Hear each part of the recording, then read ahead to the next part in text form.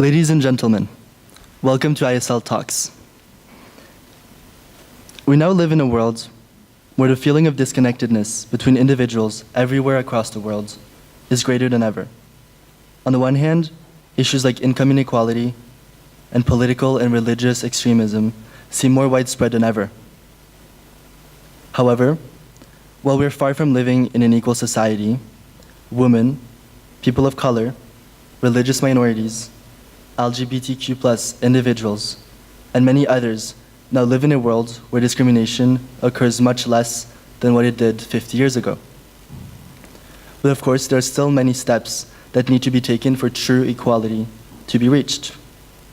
One of these steps was for us to organize the Equality Week and the ISL Talks, with the purpose of educating the ISL community and increase its awareness of any type of discrimination that still occurs today.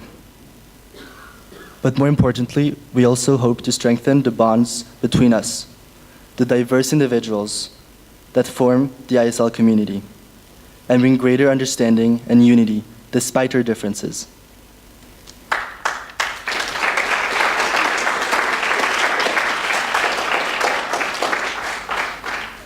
So this event will first start off with our first guest speaker, who is Meg Jones. Meg served for over 10 years in the United Nations, and most recently as the Chief of Economic Empowerment at UN Women, which is responsible for promoting women's rights, including job creation and a better standard of living for women across the world. Meg Jones was also awarded Woman of the Year in 2013 by the Organization of Women in International Trade, and a World of Difference Award in 2012 by the International Alliance of Women for contributions to women's economic empowerment. This month, she took up a new position as Vice President of a company called Crowd Machine, which is a Silicon Valley-based tech company that aims to democratize the development of apps for blockchain. So she will now talk to us about equality in the age of blockchain and how to seize your chances to develop apps and change the world. So please give a round of applause for Meg Jones. Thank you very much, Leo, and good afternoon, ladies and gentlemen. It is my very, very great pleasure to be here. I'm Australian. I'm from a small town in Australia called Toronto. Of course, I never say that. Everyone automatically thinks Canada if I say Toronto. If I say Newcastle, they think England. But we have a Toronto in Australia, and that's where I'm from. I didn't set out to be the Chief of Economic Empowerment at UN Women. Nor did I ever think I'd be working in blockchain, of course, because this is a very new field that I'm delighted to be able to speak to you about today. What I started out in my small town in Australia. The daughter of parents who got divorced. So I'm going to share a little bit about my background. Then I'm going to talk to you about equality and equal opportunity. Just a bit on that, because I know, and congratulations to the school for your leadership on looking into equality all this week. Then I'm going to be looking at inequality. Who tackles inequality? Who tackles discrimination? And then what are the solutions these days? Because increasingly the solutions, what we reach to is apps. We have problems and we look to apps for solutions. And what I want to talk to you about is your space in the development of applications to tackle inequality and discrimination. So a little bit about my background first. So I'm from here. I've called 8 places around the world home. Starting off in Australia. My mother was a housewife and my father was a house painter. And when they got divorced, it was the standard at the time that it was really difficult for women to actually get work. My mother had not finished high school. That was because her father said to her, "It's okay, you'll meet a man, you'll get married, he'll look after you," which he did for a long time. And when she was married to my father, she wanted to work, but he said to her, "I can't have you work. What will the neighbours say?" It would reflect badly on him, his ability to provide for the family, if my mother actually went to work. So she never went to work. So when they finally got divorced, she had no education and no job experience. Living in a small mining town with really no jobs, she was actually in quite a difficult financial situation. And I wanted to be an exchange student. We had exchange students at our school, but to be an exchange student, your father had to be a Rotarian. and you had to have the money to go. So double whammy on both counts. I wasn't able to do that. But what I did find out about back then was a scholarship. So if we're looking at ways to tackle inequalities, also, one way that you might like to think of when you launch your illustrious career and have a lot of money is to put it back into the community through scholarships to help those less fortunate than yourself. So I got the scholarship and I went to Japan. So in terms of where I lived in Japan, and then I lived in Indonesia, Malaysia, and then I lived in, well, of course I'm here now, but I lived in the Netherlands and England along the way as well. And I've worked in over 70 countries around the world, and in the job that I did mainly for the United Nations, working here in Geneva at the International Trade Center, working at the Office of the High Commissioner for Human Rights, and then working in New York as the Chief of Economic Empowerment for UN Women, I saw that what my mother wanted to give to me and my brother was what all parents want to give to their children around the world. They want them to have a good education. They want them to be well fed. They want them to be safe at night. They want them to get a good job. These things are at the heart of all parents. So when we talk about equality, this is really my experience around the world. It really is about providing for your children. And what I saw, what the statistics showed later when I was looking at the situation of my mother and why I worked on the economic empowerment of women in particular, was that money in the hands of women, 90% of money in the hands of women is spent on the health and education of the children. So investing in women is a way to invest in breaking intergenerational poverty. So I spent my whole career looking at ways to create job opportunities for women and looking at ways to help women-owned businesses succeed, typically in international markets. But I'm getting ahead of myself. I wanted to take one step back and look at where I studied, because this is basically your next step as well. Because I was interested in economic empowerment through the experience of my mother, I was thinking, where have they really nailed this? Where have they got this? That's why I went to Japan, because Japan after the Second World War, it was decimated. And then in the mid-80s, or the end of the 80s, it was an economic superpower, rivaling the United States. So they went from zero to economic superpower in about 40, 50 years. And I wanted to understand what that was all about. And there was a really strong thinking amongst the students and amongst the communities to care for each other and look after each other and to really ensure that equality was part of that fabric within Japan. I'm sticking out there on the bottom left, bottom right. But so this was, and it was interesting, the reverse feeling of discrimination from time to time. Here we were at the Peace Park in Hiroshima, and we went to the War Memorial, and it was school day. You can see we're in school uniform. And when I went in there, everybody looked at me and pointed at me and said, "She's American, she's American." You can imagine what that's like in the Hiroshima War Memorial, which is commemorating the US bombing of Hiroshima. It was an awful, awful feeling, and it was misplaced because I wasn't American, and yet I felt the weight of that kind of atrocity on my shoulders then as well. So it was I think as Caucasians, and I'm tall and I'm well educated, we don't often have this experience of discrimination. But I encourage you to travel the world and put yourself in different situations. The deeper experience you have, the better you'll be able to give and give back to your community as you move through your working career to give back. I then studied I came back, I did a degree in economics, and I worked in the financial markets. I worked for one of the richest companies in the world, making money for the truly rich, which I found truly unrewarding. And so I wanted to look at another way of doing finance. So I thought, I'm going to study Islamic banking. Islamic banking is it's about not charging interest. So I went to study in Malaysia, and the university that I went to was new, and the Prime Minister at the time came to inaugurate our university. And at that time, our Prime Minister was having a very public, very loud disagreement with the Prime Minister of Malaysia, and I was extremely embarrassed, and I thought I cannot possibly go to the inauguration. I'm just so embarrassed about the position that our Prime Minister has taken. So I went and hid in the computer science room, in the labs. And the Prime Minister took an unscheduled detour and came into the computer lab. And I was the only one there, everyone's at the inauguration, and he said to me, "What are you doing here?" I said, "Oh, well, I'm from Australia, and I'm studying at your university, and I'm embarrassed because of the situation that's playing out in between our two countries." And he said to me that he commended me for being in Malaysia to learn about the culture. He said that the only cure for ignorance is education, and he commended me for coming to Malaysia to learn about the culture, to learn about Islamic banking. And he also made me feel that If your government lets you down and if you're doing the right thing, you need to stand up. If your government steps back, you need to stand up. If there's something there, like I was at that university because I wanted to understand Islam, I wanted to understand Malaysia. He made me feel that what I really should have done was proudly stand at the front. No matter what my government is doing, if I'm doing the right thing to actually stand up and represent those interests working in the right direction. And I say that because there are some governments around, heads of government in the world today, who are undertaking questionable behaviour at best.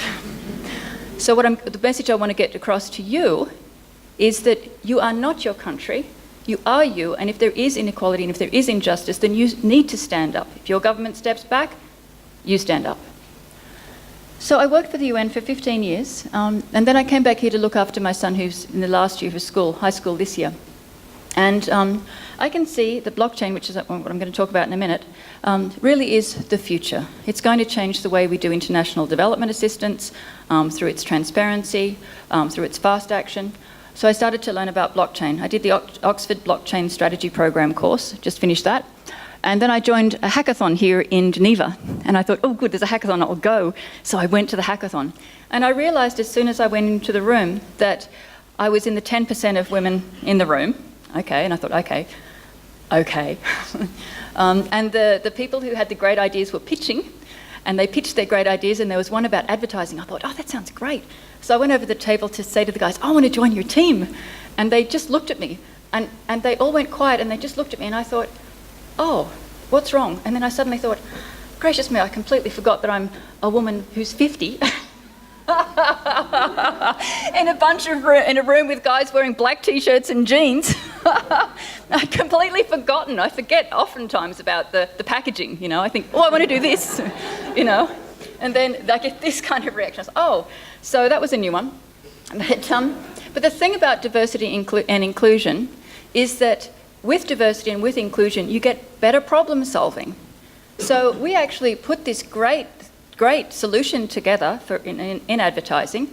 The guys I were working with, the guys from Morocco, great bunch of guys, were really good at programming, had no idea about a business model, no idea at all. So that was what I was able to contribute to that. With my business skills, I was able to contribute a business model, and we won the Oracle Hackathon Most Promising Project as a result. So I was very pleased to do that. So the message there is, again, is if you're moving in the right direction, if you meet opposition, as you endlessly will, you really must step up to the plate and stick with what you know is basically true north. And if you use the Universal Declaration of Human Rights as your guide, even if your government is not, even if your government has pushed it to one side, you will succeed. But by crikey, you have to be strong inside, because you will meet so much opposition, yeah? But then if you do that, I mean, this is the thing, because of my experience with my mother, knowing she wanted to provide so much for us and then not being able to do so, the injustice of that pushed me through my career. So I ended up in New York as the Chief of Economic Empowerment at UN Women. I never would have thought that would be something I would do, but because it was my burning passion, the rights of women, getting women, creating the opportunity for women to do business internationally, because that's what drove me, that's where it took me. Now I'm looking at blockchain, working on blockchain. So I know you know this because you've been doing Rights Week all week, equal rights. This is from the Universal Declaration of Human Rights. And I think, you know, we often go straight to the operative paragraphs of the UDHR, but really, you know what, it lives and dies with the first paragraph in the preamble. And that's the bit that links equality to peace and security. If we don't have equality, we will not have peace. We will not have freedom, justice, and peace in the world. This is why we have to fight, even if we don't feel like it, even if we think we're marginalised, even if we think that we're the only voice in the room. Evil prevails when good men and good women say nothing and do nothing. So you must act. So although the rights are enshrined, equal opportunity is, I'm sure, another dimension you've covered, is the other quite difficult part of it, you know. It's where, for example, a husband won't let a wife out because you can't go to work because what will the neighbours think? How will that look on me, you know? Or you want to go and work, but in the country where you're living, perhaps, children come home for lunch for 2 hours, you know? So how are you going to get out to work? You know, these things are the things that trip us up. when it comes to realising our rights. The rights may very well be there, but we may not have equal opportunity to access those rights. And the country that I'm referring to here still hasn't found a solution to enabling women to go back to work because the children are still coming home for 2 hours each day at lunchtime. And I'm going to come back to that in just a minute as an untenable solution, which really you should be able to find a solution for, and I'll get to that in a minute. But what I wanted to talk to you about here is that we have the rights, we have an awareness about equal opportunity, and yet discrimination persists.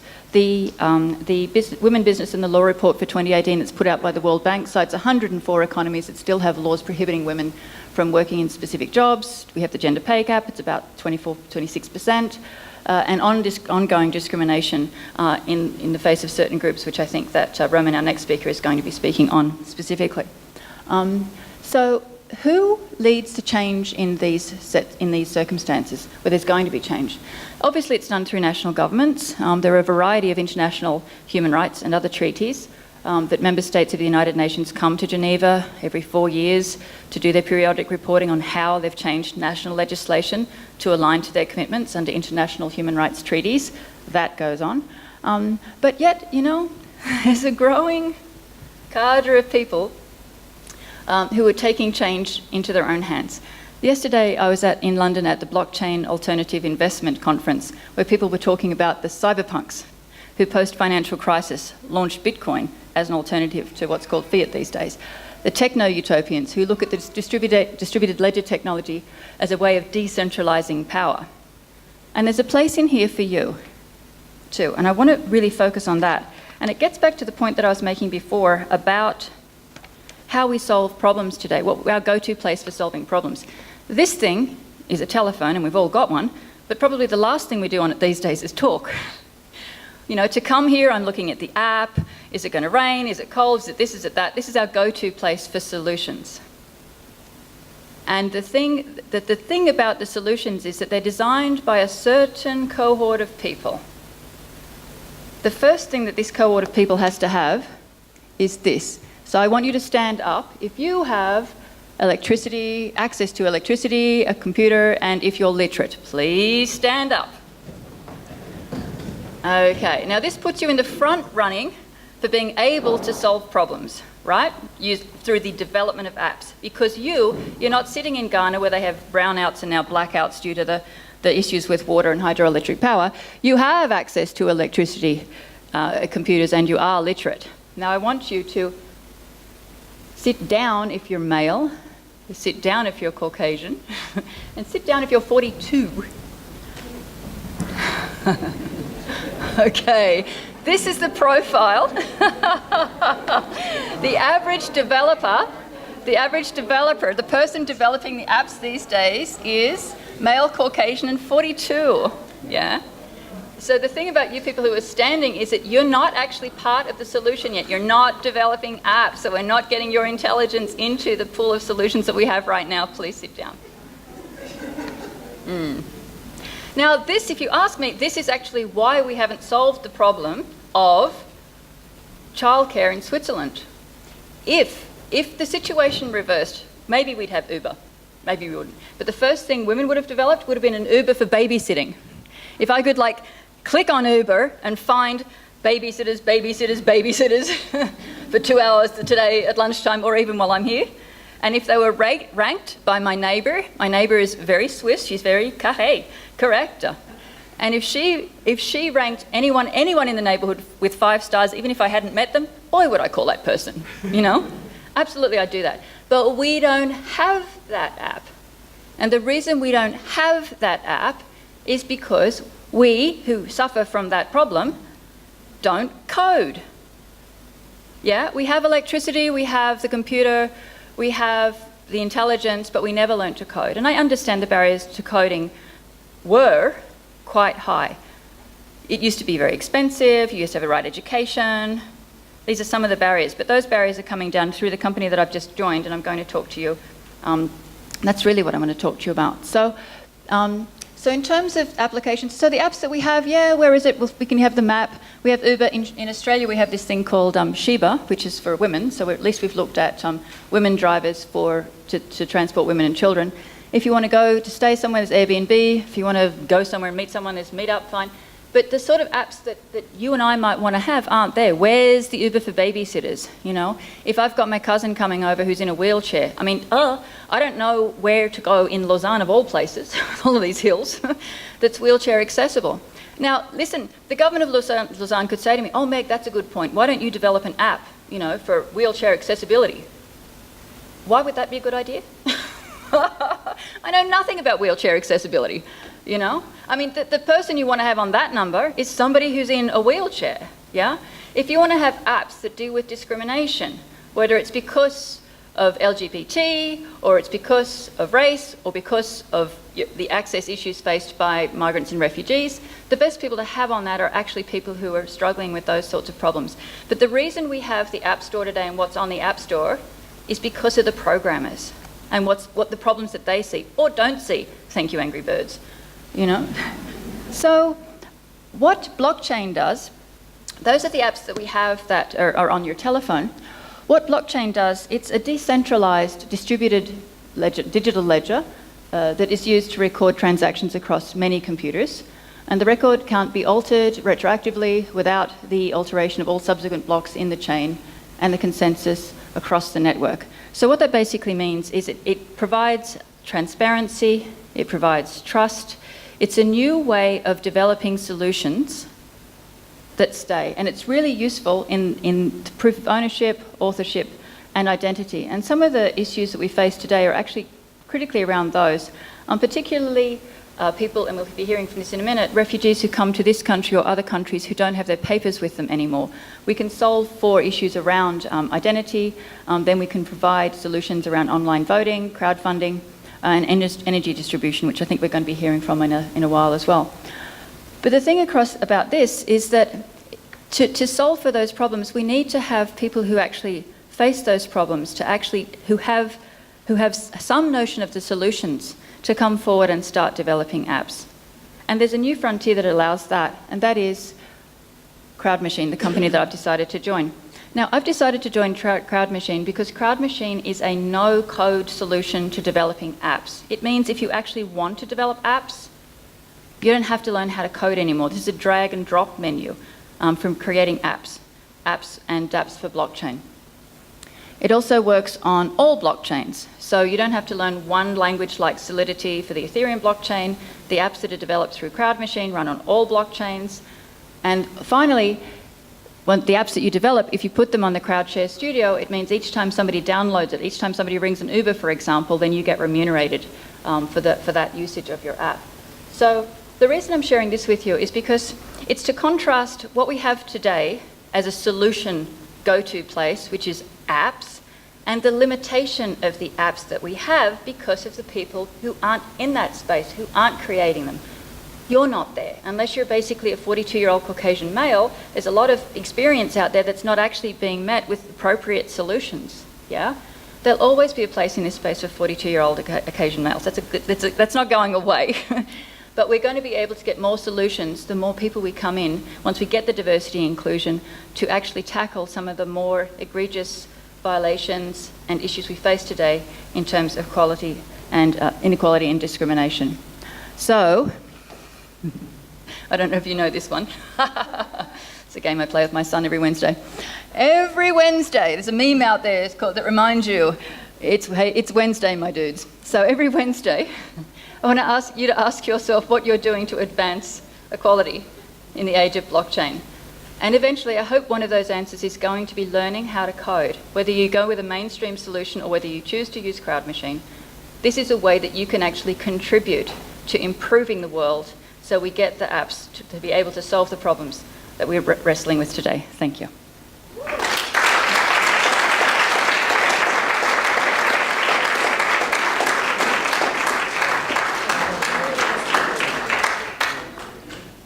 Now, our second speaker of the night will be Roman Yazbeck. He was born in Beirut, Lebanon, right before the Civil War, but forced to abandon his country during the 1975 war. His family traveled as refugees to Europe and eventually settled in Italy, where he was when he was 9 years of age. Initially, while enduring poverty, the Yazbecks risked all they had left on the one and only asset that cannot be taken away: education. Today, Roman is a business leader, and his main interests lie predominantly in providing the underprivileged with means to escape poverty. Roman has also been mentoring and supporting startup companies in developing countries. Roman is a proud father of ISL students Angelic and John, and now he will be presenting to you his presentation titled, The Concept of Inequality, Good or Bad. Ladies and gentlemen, please a round of applause for Roman Yazbeck.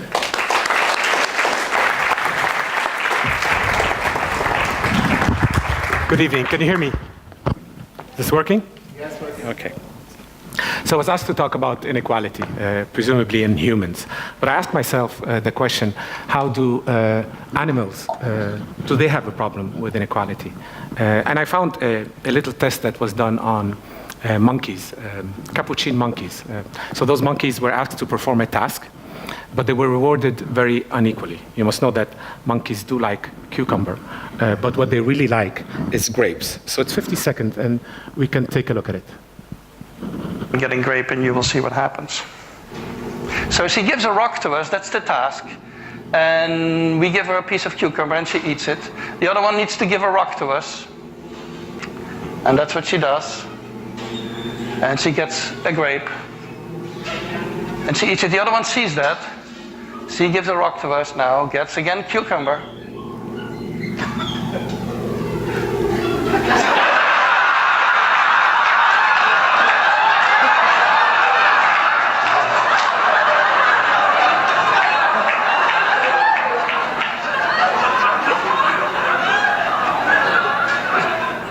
She tests the rock now against the wall. She needs to give it to us. And she gets cucumber again.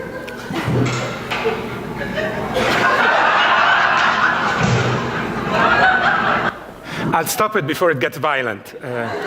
But you do get the point. I mean, they have a problem with inequality. And so do I. Because inequality matters. It matters to me personally. I was born in Beirut, Lebanon in 1975. Very, very suddenly, war broke. It was in September, and today they still call it Black September. I remember we were relatively wealthy. I think we could afford what most of you can afford today. But suddenly one day I was tying up my shoelaces to go to school, and my mother says, there's no school today. You don't need to put your shoes on because there's war. And I remember very, very well that I asked her, Mommy, what does war mean? I don't remember what she told me, but I soon learned what it was, because 3 days later, you started having bombs exploding in West Beirut. And we had a bomb exploding in the parking lot, probably 40 meters from my ears. And everything was falling apart. I remember that night I trembled the entire night. I didn't thought that was humanly possible, but it is. Within 2 days, very early in the morning, we had to abandon everything we had. We had 2 houses. We were filling the car. You had to go from West Beirut to East Beirut and try to travel to Europe. And we had packed books on the side of the doors of the car to stop sniper bullets to come in. And the sniper indeed shot at the car, but they got it in the very back. We had to abandon the car, and we started walking. Walking precisely like what you see on television, on BBC or CNN, when you saw the Syrian refugees walking and taking boat trips into Greece and then walking through Hungary and going back to Europe. That is exactly what happened to us. At a certain point, we abandoned the car. We had to walk with suitcases, and then gradually we had to abandon those suitcases. And after a terrible, very awful boat ride, we ended up in Italy.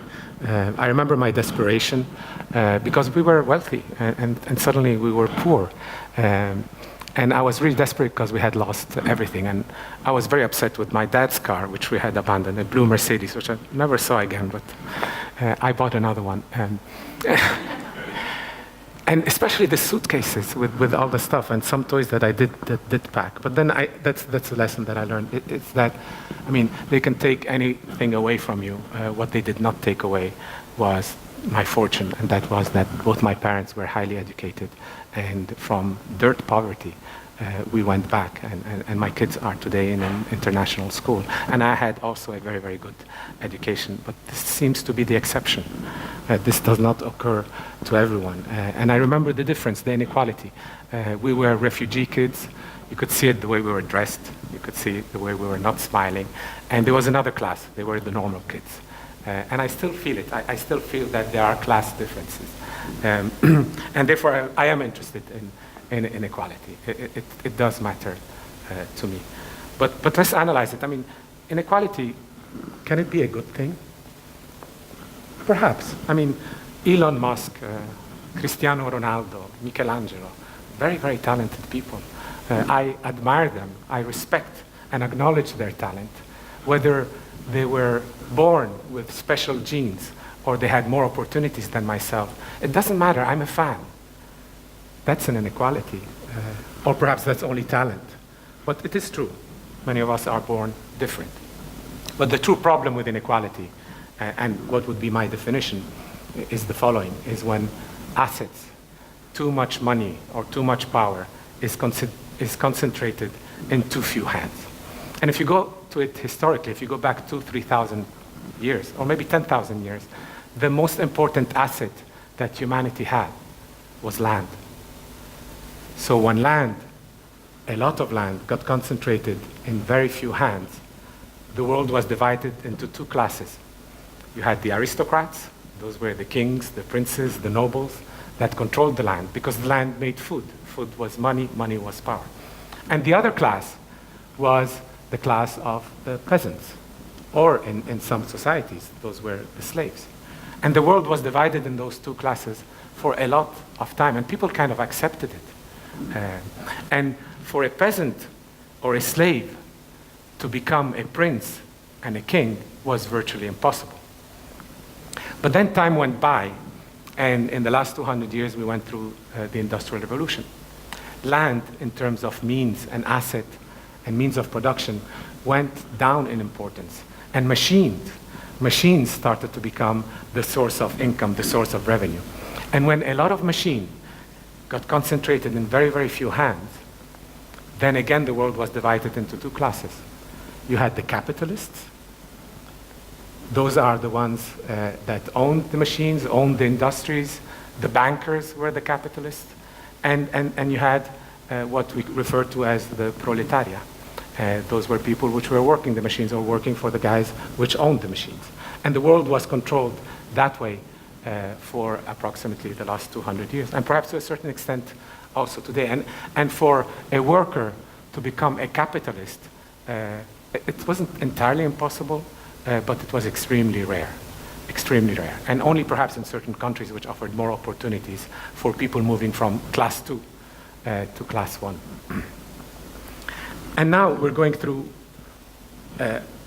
accelerated growth, exponential growth, and I ask myself, what will be the inequality that you will be experiencing? Because I face the fact that since society, or most of the world, has decided that we will go for capitalism, we will always have inequality in some way or the other.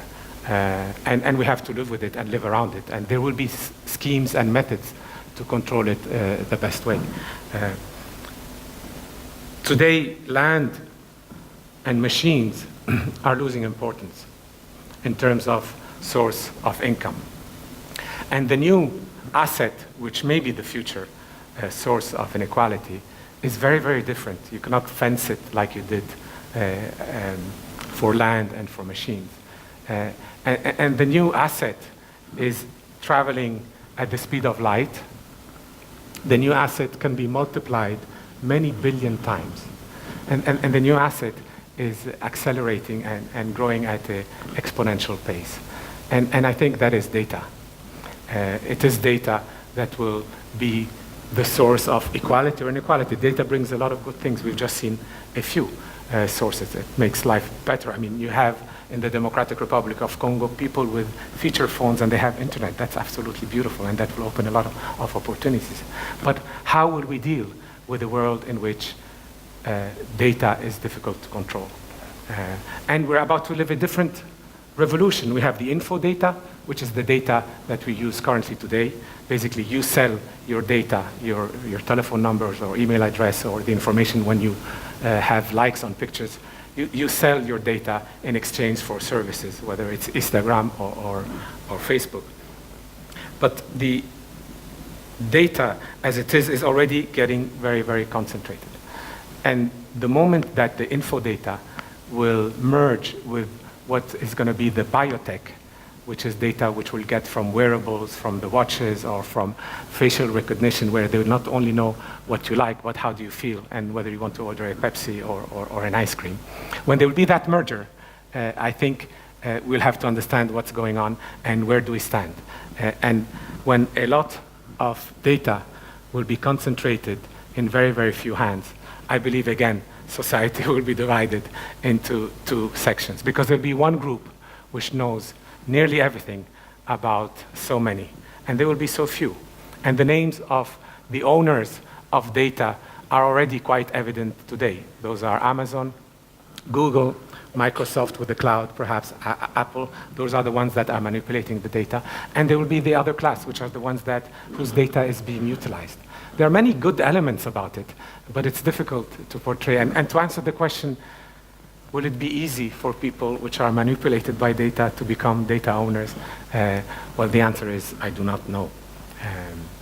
What I certainly know is that there'll be many benefits, but there'll be a lot of complexity. And there's so much that we cannot know, or we don't have time to analyze the precise future today. But that is one of the issues that will distinguish and be a particular feature of the inequality or equality, which we will all have to face and we will have to deal with. I am and continue to be an optimist. I know that society and humanity always confronted successfully all obstacles, however unsurmountable they looked like. We always went above, around, or below an obstacle and managed to go through it, and certainly you will. But I do have one piece of advice to all of you, is do not stop, because the world is getting so much more complicated. Do not stop at common sense. A few centuries ago, common sense told very intelligent people that the earth was flat and the sun came from east to west, and for centuries they were happy with that. Today the world will be much more complicated, and you have to try to analyze how to bring out most of the benefits from it. And therefore it is inquiry, it's critical thinking, it's questioning everything we have in front of us. Because you won't have to listen to our advice, because we did not see the world that you are about to confront and to see. And I'm sure it's going to be an absolutely marvelous world. And I'm sure you're going to do absolutely well. So, ladies and gentlemen, thank you very much.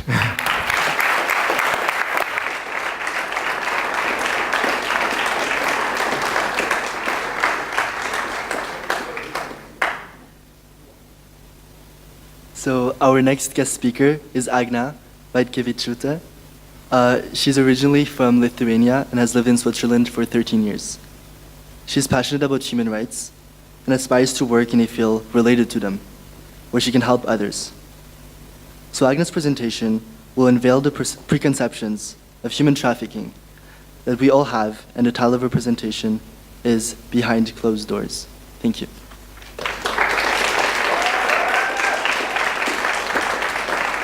Leo, thank you everybody. So my name is Agne Vaitkeviciute, and today I'll be looking behind closed doors. Now, I will be specifically looking at human trafficking. And I'm going to assume that when I say I'm talking about human trafficking, many of you probably automatically think of these images, or associate it with women being beaten, being enslaved by evil and brutal pimps.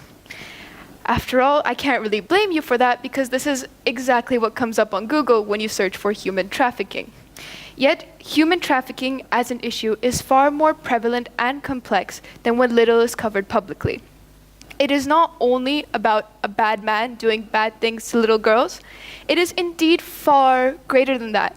It can happen to anyone of any race, of any gender. It can happen to a person anywhere. However, what I think is the most important is that it is often much closer to home than many of us realize. Now, human trafficking is defined by this statement.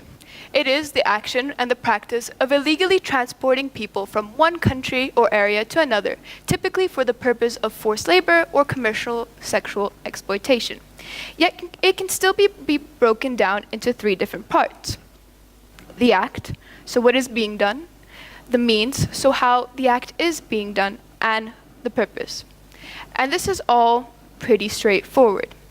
However, what many of you probably don't know is that out of the estimated 40.3 million people who are being human trafficked globally today, the International Labour Organization estimates that 81% of those are in forced labor, in comparison to the 19% that are being either subjected to forced prostitution or sexual exploitation, or rather state-imposed labor, such as working in prisons under conditions that violate labor standards. And even more shockingly, the profit that comes from all of this human trafficking amounts to a $150 billion industry. Yet, we remain almost entirely unaware that it is happening. Before I address labor trafficking, I would like to glance upon sexual exploitation and address some of the misconceptions about it. Whilst it is true that women are disproportionately affected in this particular area of human trafficking, seeing as they make up 98% of the victims, the sexual exploitation of men often goes by unnoticed.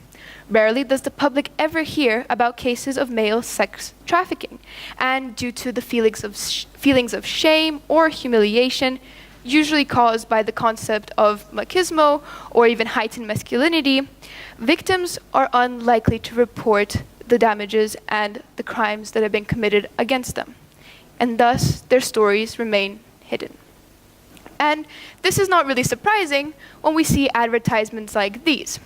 If you look at these advertisements, which have been made by NGOs to advocate against human trafficking, you can see that it's predominantly, if not always entirely, females who are being portrayed on these advertisements.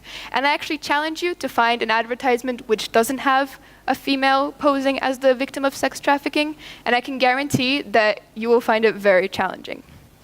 But nonetheless, I want to examine sexual exploitation a bit further. And in order to do so, I'll tell you a little story. So Roee, which is this boy right here on the left, he grew up in a rural village in northern Thailand. And there he was part of an ethnic minority and was often discriminated against. Unfortunately, his mother died of a heroin overdose when he was quite young, and he, as is common for others of his culture, had to bear the financial obligations of caring for his family as a child. Now, as his parents were from Myanmar, Roee did not have citizenship status within Thailand, and therefore was stateless.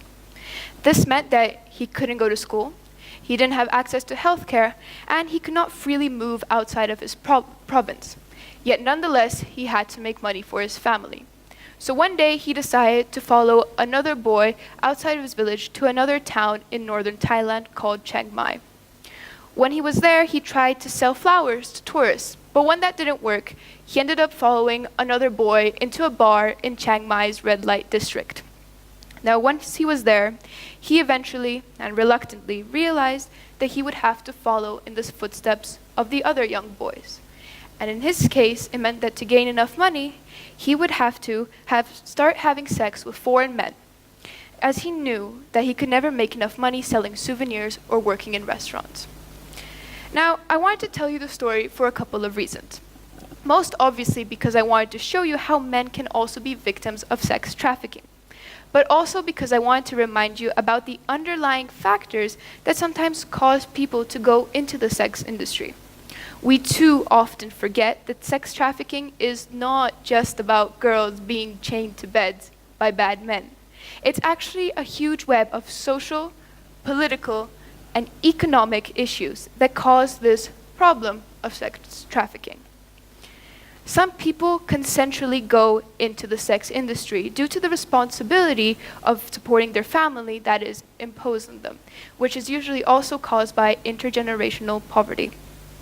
And in saying so, I also want to bring attention to smart raids. So this is when police go into brothels or sex trafficking hotspots and break them up and take the victims and put them inside shelters.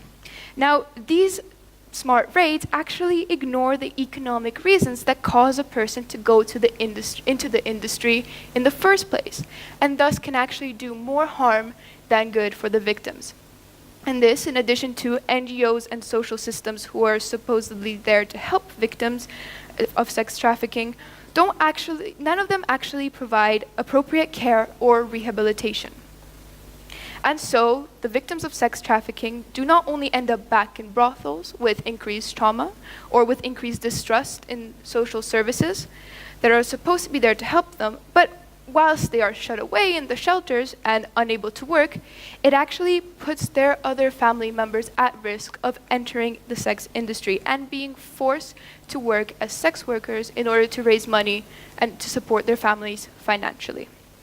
Now, this is just a brief overview, well, not so brief, over why we need to economically empower those that have gone into the sex industry, instead of just temporarily breaking up brothels or sex trafficking hotspots, as this ignores the social and political and economical factors that all play a role in the issue.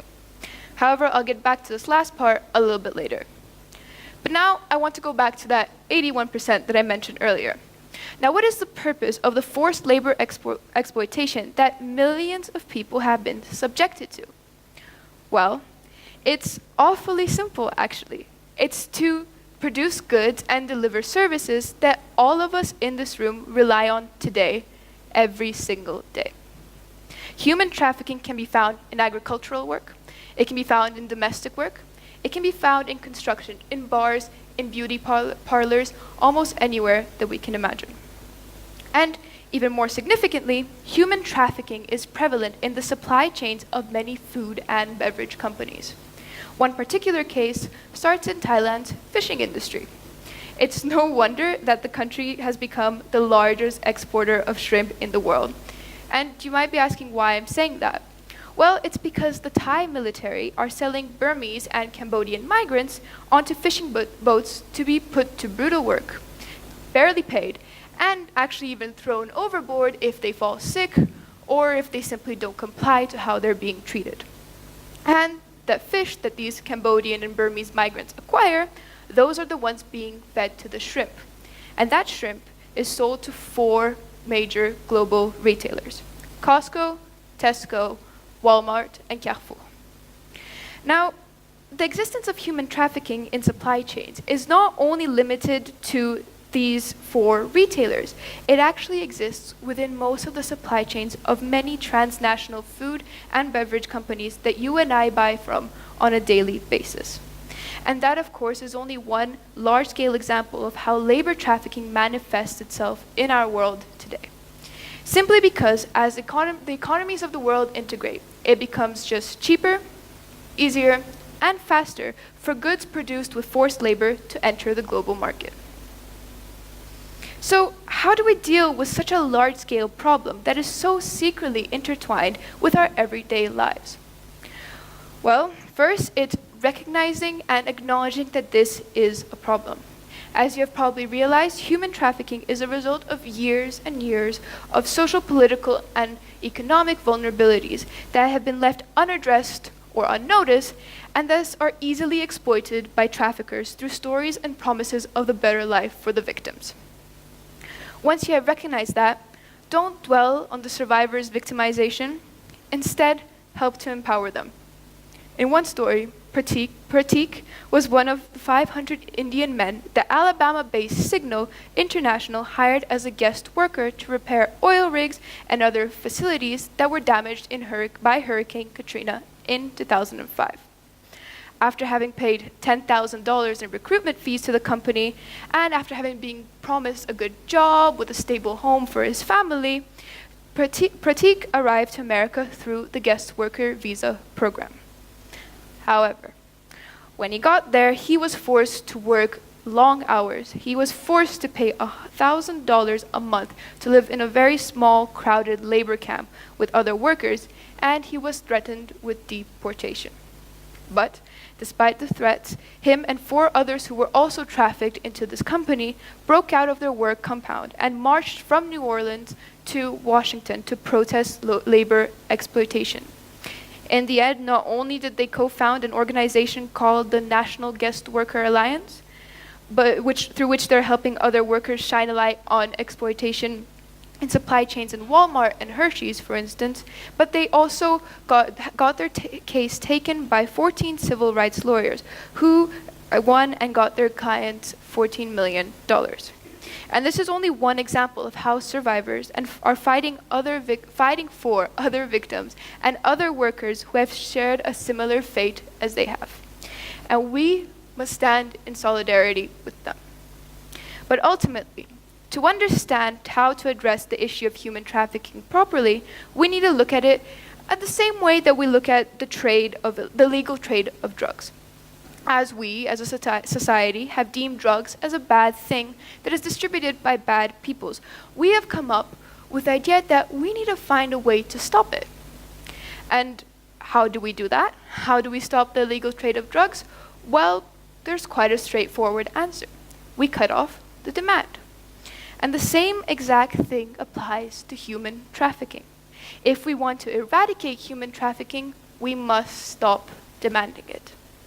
On a greater scale, we have to move away from that consumer culture that only cheap labor that is acquired through human trafficking can satisfy in our globalized world. As individuals who are the end users of this issue, we have the responsibility to help end it. We cannot use the single narrative of evil men making sex trafficking victims out of young girls as a way to distance ourselves from the situation. We cannot blame and thus put the responsibility on men who we don't know, who we deem are in a faraway land doing horrible things to people over there.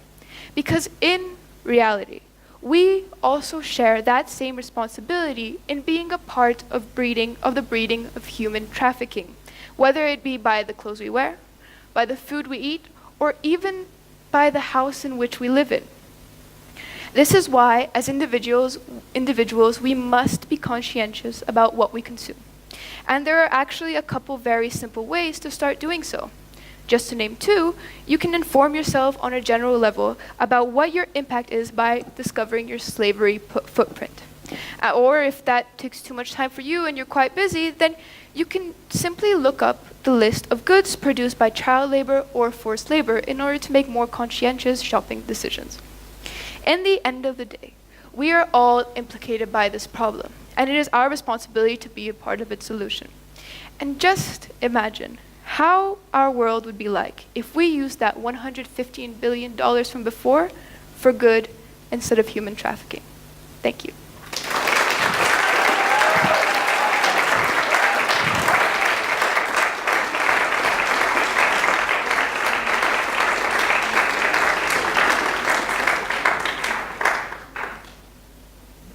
Now, one of our peers, Vlad Saksin, will present on a topic that he feels very strongly, income inequality. His presentation is titled, No Man is an Island. Please, round of applause for Vlad Saksin.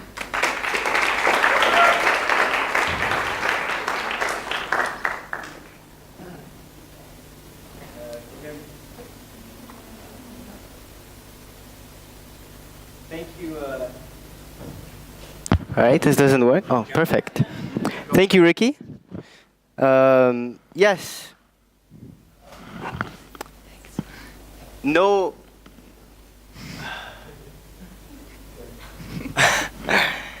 No man is an island, literally, of course, and figuratively.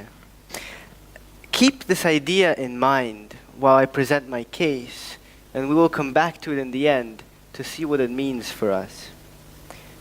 I'm going to be talking about an issue of equality that I feel hasn't been addressed so much in recent years. This is the issue of economic inequality. Notably, in the most developed nations. So, what is economic inequality? Well, it can be defined by two simple measurements. Firstly, it is the difference of wealth between rich individuals and poor individuals, so the amount of assets that they have. And secondly, the difference in income between the richer and the poorer.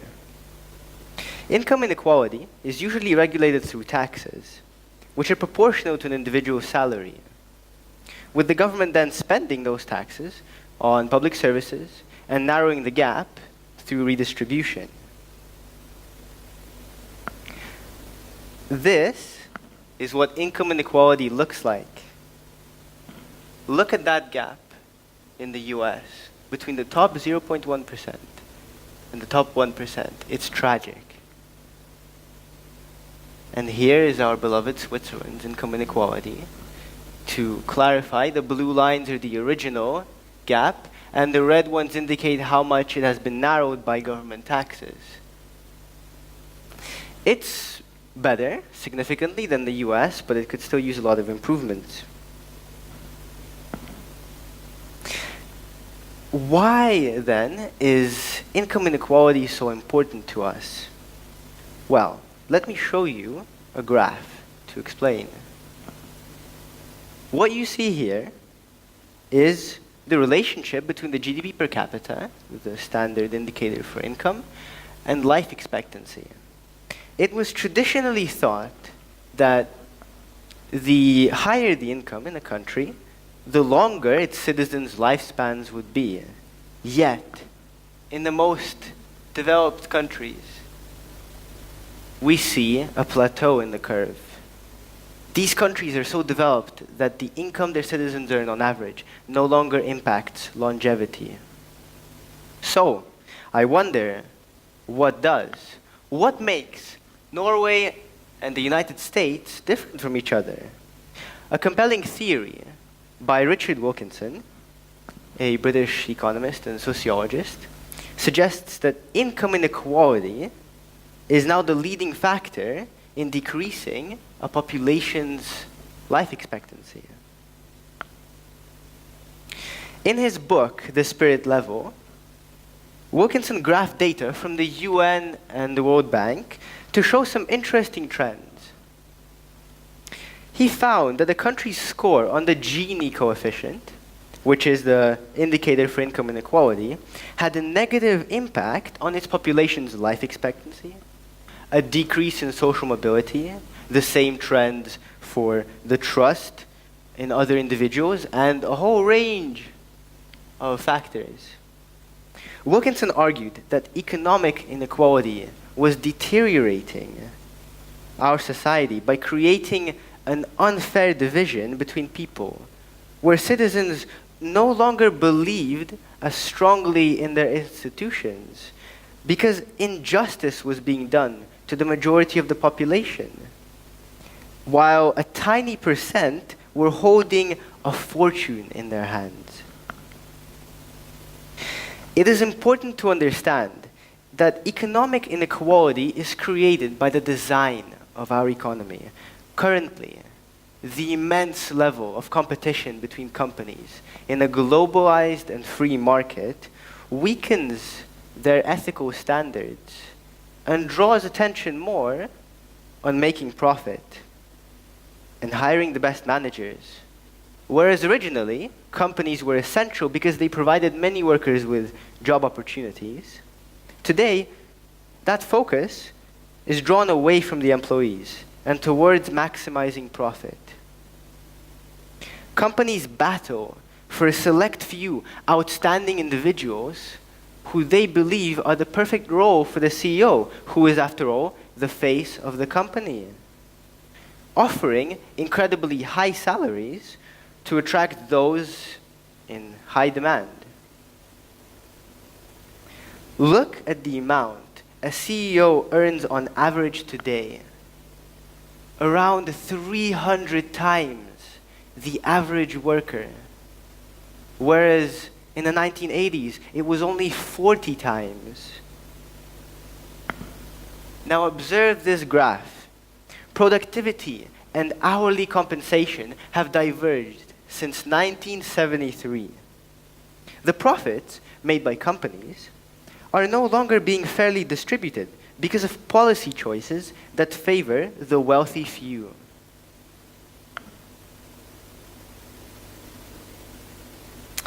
With this figure in mind, adults would surely be much more determined to succeed and reach the top, worrying more about themselves than others. Such disparity of earnings creates a massive gap in the distribution of wealth. And these individuals who surely don't do 300 times the amount of work than the average worker, that fact, it undermines the trust, the solidarity, and the mutuality of citizens. It breeds cynicism among the people who face an insurmountable challenge to break the ceiling of the gap in wage pay. Social mobility is now lower in America than a number of developing countries. So who is really developed?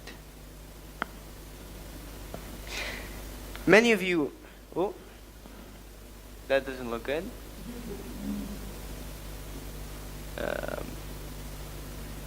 Sweet, okay. Let's get there, come on. Look how much we've done, guys. We're almost there. Many of you are familiar, I'm sure, with Maslow's hierarchy of needs. We use it as one of the tools to measure development. To what extent do individuals have the freedom to focus on self-actualization and self-esteem rather than worry about the basic needs? And I find that our development is staggering because people in our society find it increasingly challenging to find emotional satisfaction and a meaningful purpose. I will build on this issue in more detail in just a moment, but first, it's important to recognize for us that economic inequality also increases the discrimination of minorities, contributing to their marginalization. An astonishing number of the Forbes 400, the wealthiest individuals in the United States, are white males, while many of the poorest income groups in developed countries tend to be blacks, Latinos, immigrants, not to mention the wage gap between men and women in some companies. In particular, the growing disparity between the rich and the poor creates sentiments of animosity and anger from the large lower class population towards those being unfairly overpaid, and vice versa. UC Berkeley conducted a number of studies on the effect of wealth on the mind. In one experiment, 2 players participated in a rigged game of Monopoly, and their behavior was secretly filmed. They looked at the behavior of over 100 different pairs. A coin flip randomly assigned one of the players an advantage of having twice the starting money, being able to collect twice the amount when they passed go, and being able to roll both die instead of one, meaning that they could go much farther. Here's what's interesting. A majority of the richer players showed signs of arrogance and victory-like enthusiasm, banged their piece loudly on the board, and showed rude behavior towards their opponents. In fact, they even ate more pretzels from a bowl placed next to the board. What's most interesting, though, is that at the end of the experiment, the richer player had a twisted perception of what had happened. They began arguing about all the things they had done to earn their victory in a clearly rigged game. So what can we learn from this? It's that we rationalize our advantage by convincing ourselves that we deserve it. In subsequent studies, the university found that people who made an average of $20,000 a year gave 44% more of donations than those who earned on average 200,000. Moreover, households with an average of $60,000 of income per year donated 7.6% of their salary, while those earning over 100 only gave 4.2. And I'm sure those of you who have been to less developed countries, myself to China, you will notice that it tends to be the poorer people who seem more generous. They also found that richer people were more likely to ignore pedestrians. In California, where you are legally required to stop at a crossroad for pedestrians, they filmed hundreds of cars pass by. 50% of the drivers in the most expensive car category did not stop, breaking the law. In contrast, none of the drivers in the lowest expensive car group passed without stopping. Finally, the university gave tests to participants in another study, and it showed that those people facing financial stress had a deterioration in their IQ, and yet they had a higher emotional intelligence. They were able to recognize emotions of others more easily than the richer.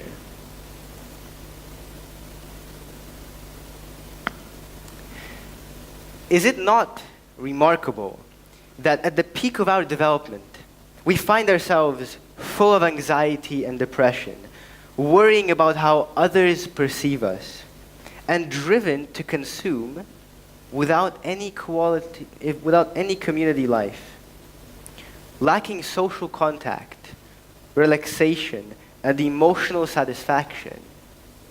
We seek comfort in overeating, spending and shopping excessively, and become victims of excessive alcohol drinking and drugs. A report by Harwood Institute, based on a nationwide survey, shows that people in the US felt that materialism somehow comes between them and the satisfaction of their social needs. It concluded that those people were deeply ambivalent about wealth and material gain. A large majority of the people wanted society to move away from greed and excess towards a way of life more centered on values, community, and family. However, they also felt that this sentiment wasn't shared by others, who they believed had become increasingly selfish and irresponsible. As a result, they often felt isolated. But when brought together in focus groups to discuss these issues, people were surprised and excited that others also shared their views. These numbers and studies, they are alarming. And I wonder what psychological impacts this has on our own community. The pressure on students to succeed has grown, and so has their competition. To pursue financial success and superior status may be an appealing goal to many, but look at what this does to our health. In developed countries, and those where ideals of individual financial interest and economic competition have spread, psychological illnesses have spread. Status anxiety, worrying about one's own social status, it develops long-term stress and depression in people. In economically unequal societies, we always look up at a person and down at another. Stress caused by fearing of the loss of one's social status leads to continuous high levels of cortisol in the body. That's a stress response hormone. New studies have shown that chronic, high levels of cortisol leads to the development of a variety of illnesses in humans, such as eating disorders, chronic depression, and the damage to a human's learning capacity. Now, how many of you, people in the audience, know someone who has experienced eating disorders, clinical depression, high levels of anxiety, potentially leading to nervous breakdowns, or those who have shown suicidal tendencies? I know many of my friends have. In fact, too many. I can name more who have experienced these symptoms than those who have had a stroke or a cancer, the most common sicknesses.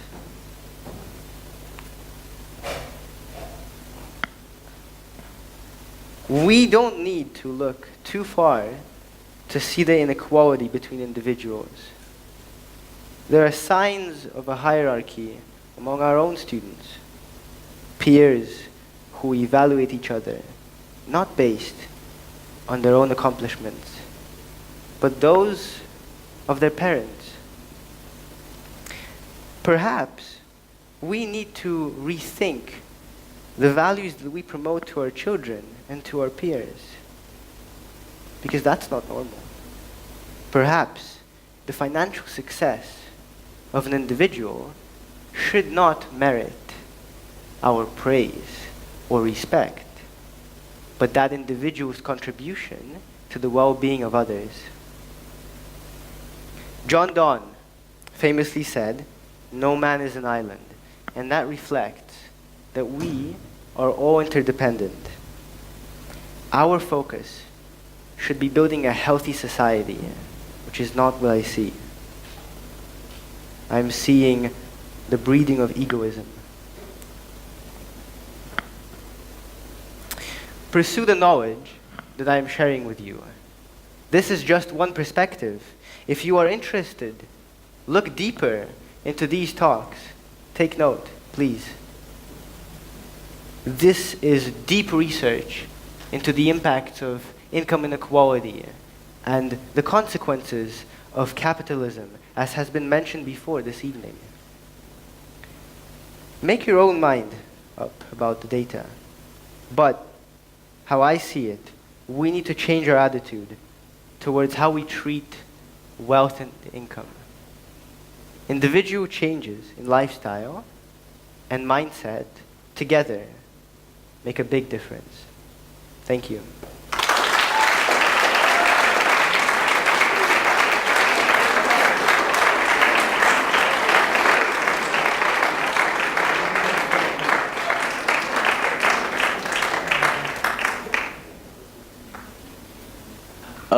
Now we're going to have a small interval of 10 minutes. During the 10 minutes, you'll have the opportunity to talk with our guest speakers. And in 10 minutes, and refreshments as well outside. Thank you very much. And in 10 minutes, we shall reconvene.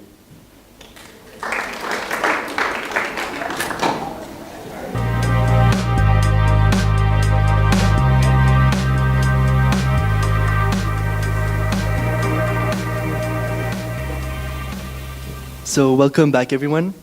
I'm really excited to announce our next guest speaker, who is Bisi Alimi. Bisi Alimi is an actor, an activist, and a public speaker. He is the founder and the executive director of the Bisi Alimi Foundation, an organization working to accelerate the social acceptance of LGBT individuals in Africa. The title of Bisi's talk tonight is Angelic, Troublemaker. Ladies and gentlemen, Bisi Alimi.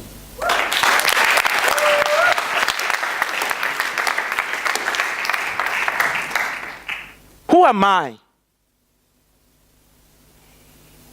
In this wilderness of identity confusion shaped by politics of social construct. Who am I than labels upon labels, ideas upon ideas, shaping and deconstructing the entity that makes me me? Who am I? I wake in the morning with the sun on the horizon blazing forth with his beauty. with smoke hanging on my horizon that threatens the existence of what makes me me.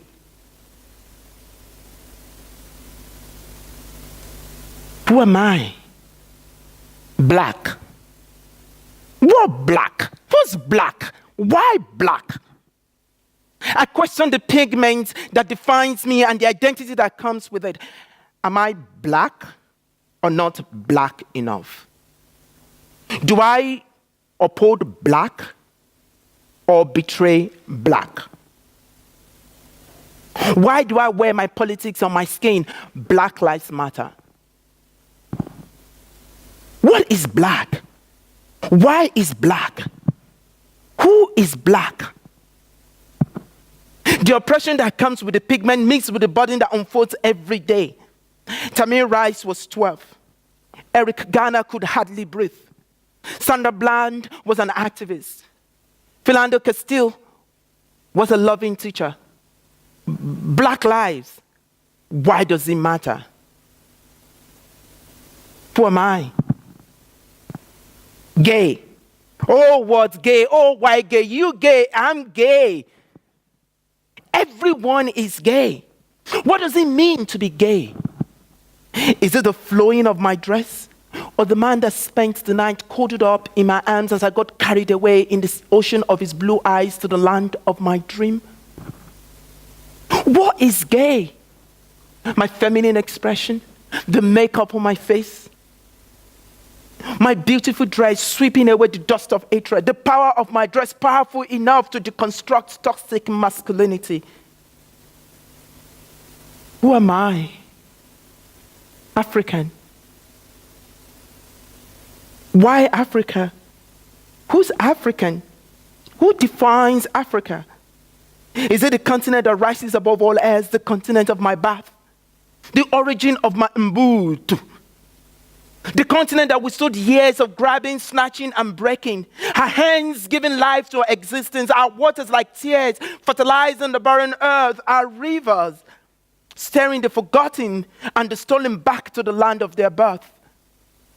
Her treasures were stolen from her heart, shared by men who know her not. Who am I? A refugee. The one that crosses 7 seas with his treasures in his bosoms. Why his clothes hang on their life as the carrier of his future challenges the turbulent. Running away from danger that enslaved him. Tied down, stripped naked, called named, his life hanging out of his hands, just about to be snatched by men who defines his masculinity. Oh, you stole our job, they said as I walked down the street. Oh, you go back to where you come from. Oh, you stealing our women, you stealing our men. They have no idea. They don't know me. Whose women? Whose men? Whose job? Whose land? Someone stole mine and in the process stole me. Am I gay? Am I black? Am I African? Am I a man? Am I real? Am I me? I walk through life trying to find me. Black is good, black is bad. Gay is beautiful, gay is awful. Immigrant welcome, immigrant not welcome. Be a man, act a man. This chaos defines my politics in the world of identity crisis that screwed up my life. Who am I? As I lay in my bed with my head clasped in my hand, with a screaming that comes from within like a demon fighting to break free, I looked up.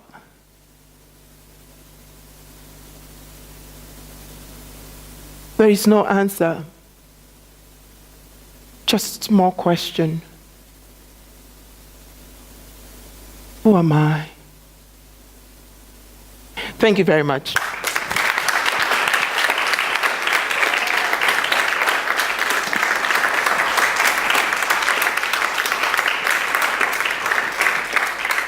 While I'm still finding an answer to that question, I will briefly tell you the story of this little boy. Isn't it cute? That little boy was born in a suburb of Lagos, Nigeria, in a slum, from a very poor family. His father is a Muslim and his mother is a Christian. He was brought up in both religions. He was brought up in a family where learning about God and knowing about God was very, very important to him. They didn't have money, so you never went to the best primary school. He went to a primary school, a community primary school down the road. But something happened in his life at the age of 11. While he was growing up and trying to enjoy the opportunities, albeit very little, that his family were able to afford him, and while they were striving so much to bring him up in the best possible way, by opening his eyes to what it means to be a good boy through religion, he was struggling with something very deep inside of him. At the age of 11, in his final year in primary school, he kissed a boy and he liked it. And that became his Katy Perry tune. And with kissing a boy and liking it, but also understanding that what he had just done might just be wrong, because the Quran said so, because the Bible said so, started one of the biggest crises in his life. With that, he went to secondary school, an all-boys school. And for him, being an all-boys school was like a kid in a candy shop. So there would be no girls to fight over boys with. And, he thought he could as well have as many boys as he would love to have. But he spent all his years in secondary school being bullied, being picked on, being called names, and found it was even much more miserable than he ever thought it would be. But something happened while he was 15. In his school, they invited a group of Christian missionaries for a Christmas party, and they showed a film called The Born in Hell. And after watching this film, this 15-year-old boy became shocked about what he saw, about the whole concept of what happens when we die, where some of us will go to heaven and some of us will go to hell. And he was able to situate what he was feeling within the concept of what he just watched, and he realized that he was going to go to hell. He ran out, gave his life to Jesus, and became a born-again Christian. He would preach on buses, on the streets, became so passionate. But he knew that he wasn't doing this because he felt like it was the best thing to do. He was hoping that maybe the more he preached about God, even if he tries harder, a little bit better, even a little bit more, that demon of homosexuality that was eating him up inside him will one day leave him. When he got to 17, and he realized that he wasn't going to leave, he confided in his two best friends, who told him that the best thing he should do is to go for exorcism. At the age of 17, this boy surrendered himself to a pastor in his church, and he went for exorcism. That lasted for a week. It became one of the most traumatic experiences of his life. 2 weeks after coming out of exorcism, he went back to school. And he met his boyfriend in school. And something happened. They held hands, they walked down, they laughed at each other. Something very simple. But immediately realized that he has betrayed God. That he had let God down again, and he had put God in a position where God has failed him. But he has allowed God to fail him. He ran home, and for the first time in his life, attempted suicide. And this became a part of his life. He couldn't even look at himself in the mirror. He couldn't bring himself to understand what was going on around him. He was once a very intelligent boy. He started doing badly in school. He became extremely conscious and extremely anxious about things that were happening around him. The interesting thing was that this story of this boy was not a unique story. It's the story of many lesbian, gay, bisexual, and trans people across Nigeria. The story of persecution, the story of oppression, the story of bullying, the story of personal rejection, the story of questioning yourself. But this guy went through life. He left secondary school, went to university to study theater art, Was able, he got in, he was doing very well. At the peak of his career, he came out on national television in Nigeria, making him the first person to ever do so. And that came with the fact that he lost his acting career, he lost a lot of his friends, he lost his home. But his persecution moved away from people that know him within his immediate environment to people that are bigger within Nigeria. Because now a lot of people in the country knew about his story. In 2007, his house was broken into. And just by luck, he escaped assassination. He moved to the United Kingdom to start a new life. Why this might sound like, oh, it's such a very wonderful story because it has an happy ending. There are so many who are friends of this young man that never experiences happy ending. And why is it so?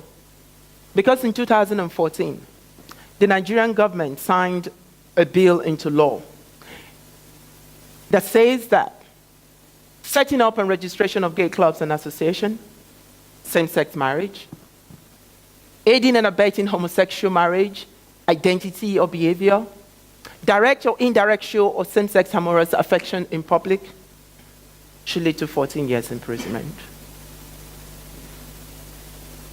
Why this boy was so far away, many kilometers away from Nigeria, from where he could be a prisoner?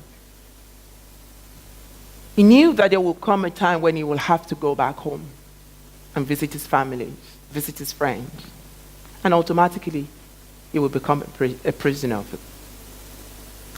But while that was going on, something happened. It was last year, July. The young man woke in the morning to a series of calls and missed calls and text messages on his phone. An incident had happened. The Nigerian police had hijacked a party for gay men in Lagos. And the idea behind this is that these parties are only places where you can test gay men for HIV. They don't go to clinic because they're afraid of discrimination and stigma. But when you host a party, they come out, and because these parties are community parties, they come out and then you can incorporate HIV testing and support for these gay men. Police came, hijacked the party, and they didn't stop there. Paraded 42 of these men on national television, on newspapers, and everything. Released their HIV status, talked about them everywhere. So this man got this text message. And he found himself in a position of, should I behave as if this never happened and get on with my privileged life that I have now? Or should I use my privilege to do something extremely different? So what he did was pack his bag and headed to Nigeria because he wanted to do something different. And then I paused. When this boy came to the UK, something happened. He found a life for himself. He claimed asylum. He was given, he was very lucky. His case was very easy for him to get asylum. And with that, he started writing. He loves to write. And there was this gay publication in the UK called the Gay Star News. Asked him to be their columnist, and he started writing for them.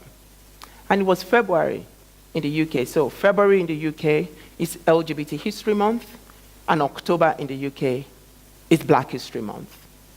So for LGBT History Month, this young man was asked to write an article about iconic Black LGBT people in history. So to put into perspective, he had only been a man, a Christian and Muslim, and a gay guy. This boy had never been Black. And there he was, being tasked with the work of writing about people that he never identified with. So he sat in front of his computer and started typing away. He was thinking he would never find any, because growing up as a gay man in Lagos, the images that he had seen are mostly of white gay men with muzzles and their clothes off. He's never seen fat gay men. He's never seen femme gay men. But he's never seen any gay men that ever looked like him.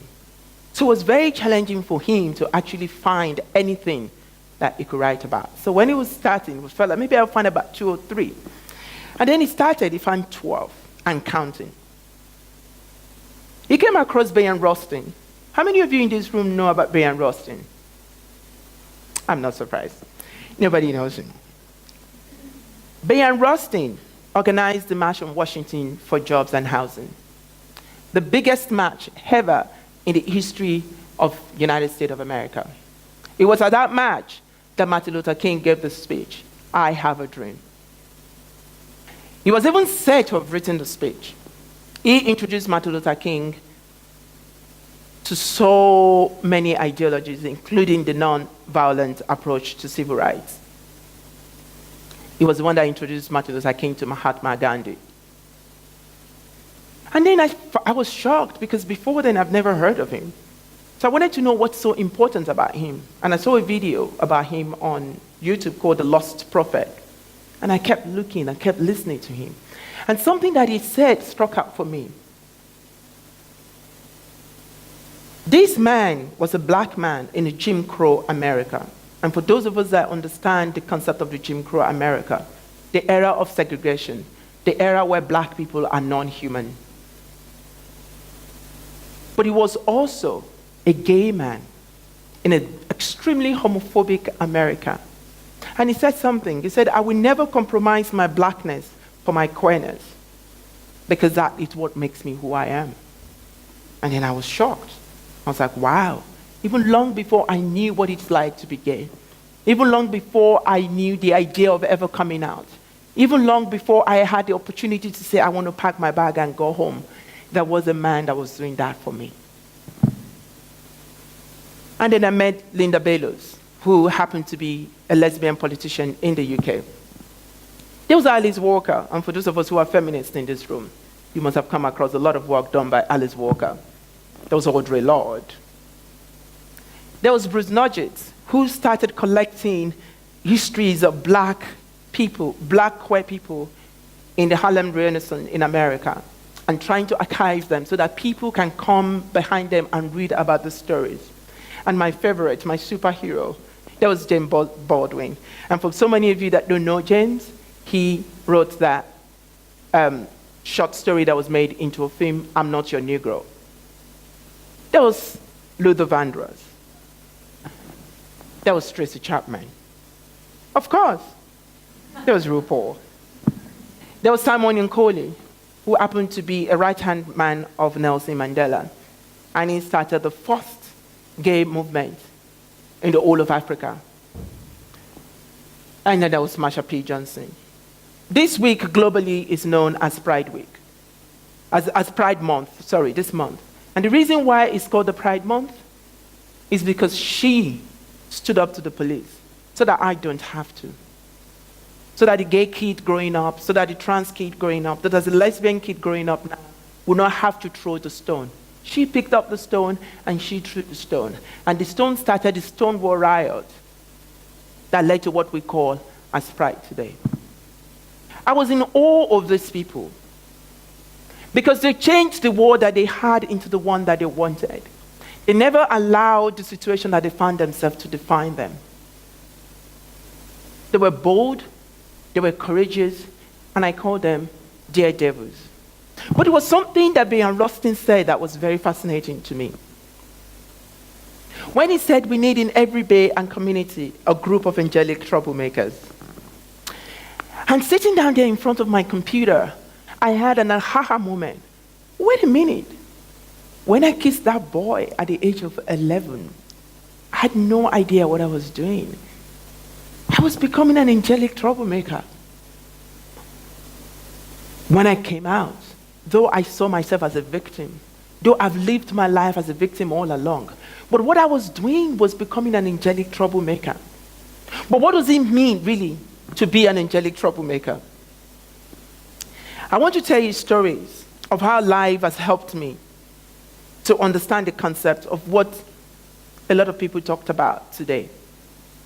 This is a picture from our Christmas party in 2016. Prior to that, when I moved to the UK, I fell in love with a very beautiful man. who, when I became homeless, was able to put me in his house and I had a place to lay my head. 7 months into the relationship, he died. Just suddenly. And when he did, his family came and said, our son has never been gay. Our son's not gay. You're just someone who don't have a place to live, and we're going to kick you out. I left. I had no idea where to go to. It was my first Christmas in the UK, my first winter. I've never experienced winter before. I was sleeping rough. Sometimes I'll go to club and hoping that I'll get lucky. And if I get lucky, I'll find a man that will take me home. And if I don't get lucky, I'll stay in the club till the next day and go to a friend's house to have a shower. When Christmas approached, there was no family, there was no friends, there was no network. I was broken. I ended up in a mental institution because I couldn't deal with the idea of being lonely. And if you're British here, you understand what Christmas is like. There's no transportation from 24th to 26th. You have no idea, wherever you are, that's where you will stay. If you ended up with your enemy, tough luck. That's who you're going to spend the rest of your life, of the next 48 hours with. So in 2016, I had that moment flashback, and it was a very tough moment for me. And unconsciously so, I went on Twitter, just about a week to Christmas, and I said, you do not have to spend Christmas alone. If you're in London and you're close to London Bridge area, please get in touch, because we can have Christmas together. Because I know what it is like to not have your friends and your family around at this moment. All these people turned up. I don't know them. That was one of the ways I became an angelic troublemaker. It wasn't easy, because it took me time to understand that the UK is my bay. It took me time to understand that the UK is also my community. After facing a series of racism and being questioned and all that, I felt I didn't belong. But I also felt I didn't belong to Nigeria because they never liked me. But when I realized the power of community, the power of love, I felt so much at home that I felt that I needed to give something back to the community that has welcomed me. And immediately I defined it as my bay, as my community. In 2010, leading up to the UK election, I was in Prague with my boyfriend then. And it was a leadership debate. So you have David Cameron, Nick Clegg, I think it was the Ed Miliband, and yours sincerely, Nigel Farage. And they were there, and they were talking and yabbing and doing what politicians do, lying and giving statistics that they don't believe in. And all of a sudden, it came to the NHS. And Nigel Farage said, it's those immigrants who are coming here who are putting pressure on our NHS. It's even worse because it's those immigrants who are HIV positive. As someone living with the virus, I felt like he was speaking on me. Like he has done all the while to get election, was speaking on me again because it sells. Because it feels to the emotion and to the fear of the people that he wants to vote for him. And I was upset, I was angry, I couldn't pay attention to our holiday. So I went on Twitter, as usual, which is what I normally do. And I started typing. Because I've worked in the NHS for some time and I understand how much money is spent on NHS, on HIV care and support, I started downloading data and I started talking about data. And I wanted people to understand that it's even better for a country to treat everyone who is HIV positive, irrespective of their immigration status, than not to treat them. Because we're human beings. And most times, part of our human desire is to have sex. And we don't ask for someone's passport when we want to have sex with them. And most of the times, neither do we ask if they're HIV positive or not. But if you treat everybody who might be a carrier of the virus, you're stopping the epidemic in its track. So I said this, and a few minutes later, a journalist sent me a message and said, can I talk to you? I gave her my number, she called me, and we spoke for about 10 minutes. And we went to bed, because I was so angry. So my boyfriend gave me some wine, and I just went to bed. And I woke up the next morning, and then there was this. In the Independent, people have been calling me from London. What happened? How did you get on the front page of the newspaper? What did you say? What did you do? And I was like, oh my God, what's going on? And it was the day we were supposed to go back. And they said, oh, I've taken on Nigel Farage. I wish. And then it was going on, and The Guardian was calling, this was calling, they wanted to know something that was happening, and this was going on throughout the whole day, and I became really scared because we were supposed to come back to Britain that day, and I didn't know what kind of reception I was going to get when I get back to the country. But there was another email that I got that day. It was from the constituency where Nigel Farage was going to be contesting for election. And they reached out to me, they said, we saw you in the newspaper, and we've tried everything, but it seems that this man is going to represent us in Parliament, and we don't want him to. How can you help? I said, okay, I can come. I said, okay, I'll come. And I was supposed to go for a night. I packed my bag, I went to Ramsgate, where he was standing for election. And there was a town hall meeting. I shared my story. I let people understand that whatever it is that we're afraid of the immigrant for, it's never real. I had a degree. And when I got to the UK, I've done my master's. At that time, I was lecturing at Humboldt University in Berlin. I had a good life. Not all immigrants are here to kill you. Some of them are just here because they wanted a better life. And because where they're running away from has denied them of that opportunity. And after that, people ask questions, some very stupid questions, some very nice questions. I answer them. And I was going to pack my bag and leave when the lady came to me and said, please, can you stay back tomorrow and join us as we go to the town center and maybe talk to one or two people? I was like, okay, I don't have anything I'm doing tomorrow. School is on holiday. I'm happy to come along. So I went. And I stood in the city center. And while we were there talking and chatting, an elderly white man, must be about 12 and 1, possibly drunk, walked up to me. I was in a group of 5 people. I was the only male, and I was the only black person. And he walked up to me directly and said, hey, you, what are you doing here? I said, well, it's 1 week to election, and we're canvassing. So you don't have a job, do you? You're on benefit. It's people like you who will get you out of this country. And it was going on and on and on and on. And at that point, I felt my humanity being taken away from me, because this man doesn't even know me. But I felt I could punch him in the face, because he was standing right to my face and smelling of alcohol. I really wanted to punch him. He was older, he was drunk, he was most vulnerable. 1 punch, he would be on the ground. But I don't know what happened to me. I turned to the lady that invited me. I said, do you have a pen and a paper? And the man was still standing there pointing at me. And she said, somebody is about to attack you and you're looking for pen and paper. I said, don't worry, just get me a pen and paper.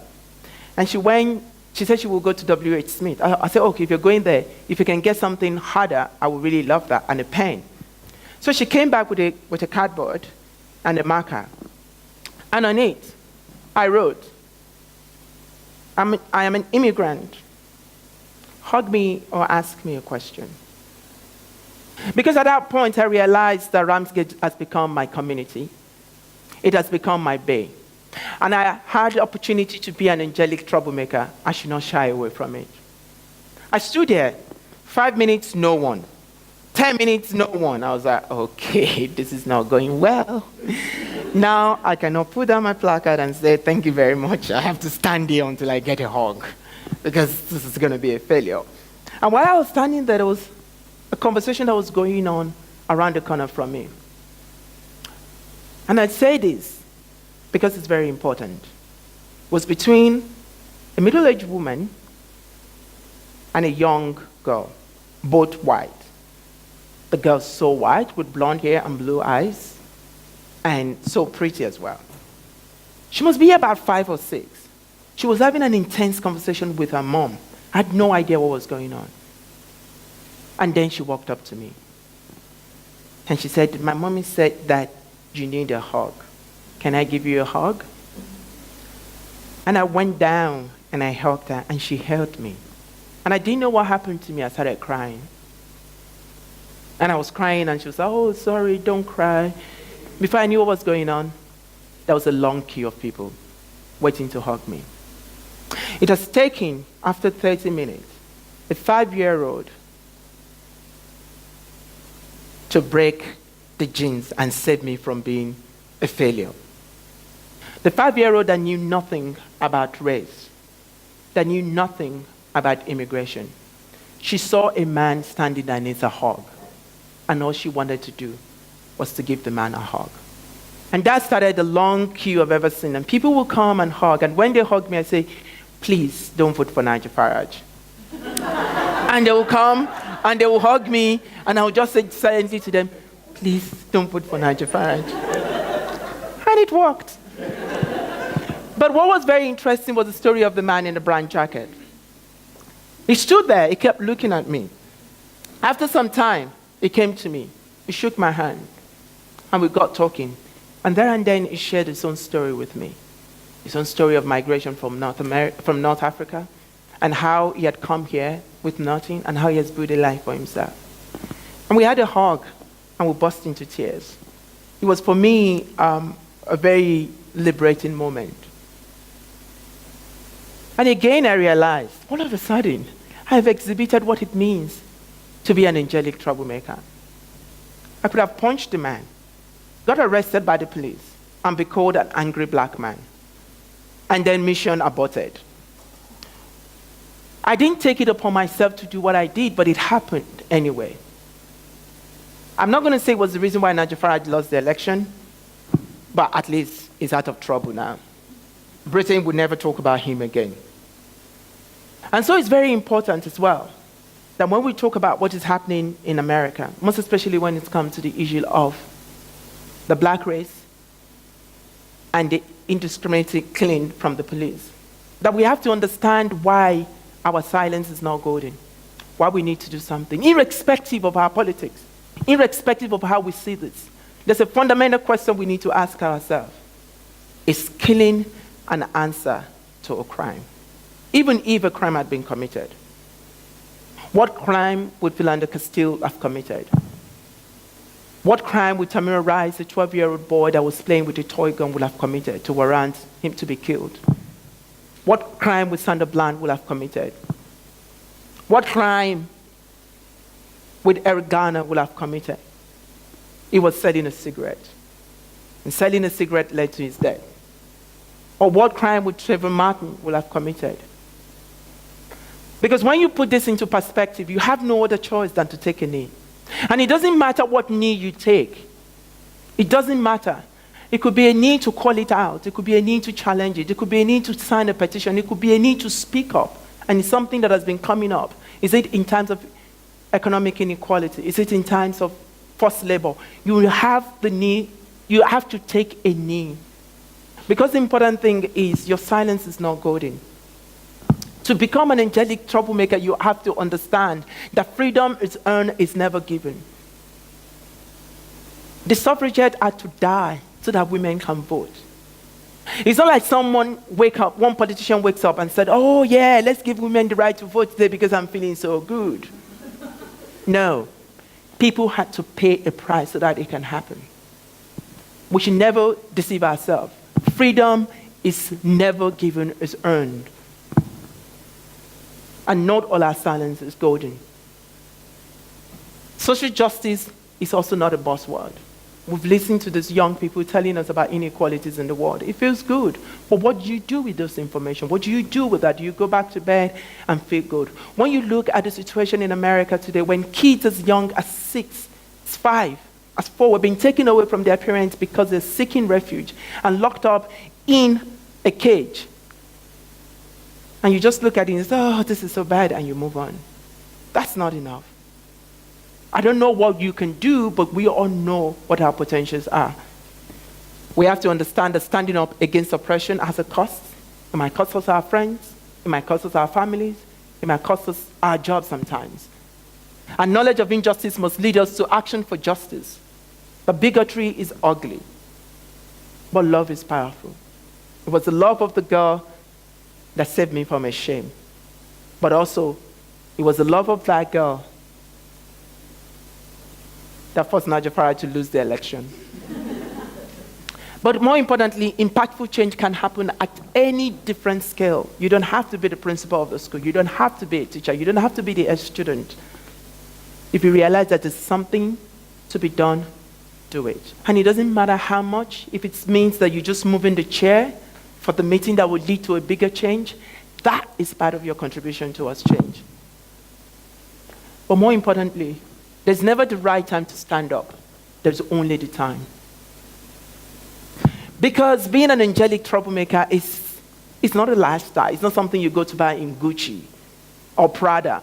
It becomes something you do every day of your life because the world needs retuning. But more importantly, that we know our privilege and we challenge it.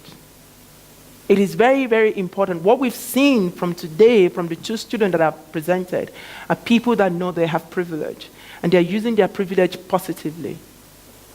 It's not a bad thing to have privilege. It is not a bad thing, but it becomes a bad thing when you don't do anything with it. We have to know that our act of waking up every day to make the world a better place, that our act of bravery not to keep quiet in the face of injustice, and our act of love to understand the journey of another person is what makes us an angelic troublemaker.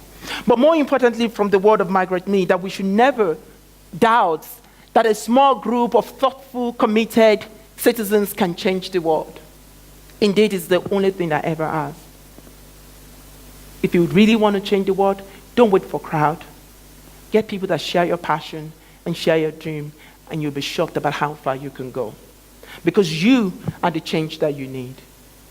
And being an angelic troublemaker is not just about wearing a badge.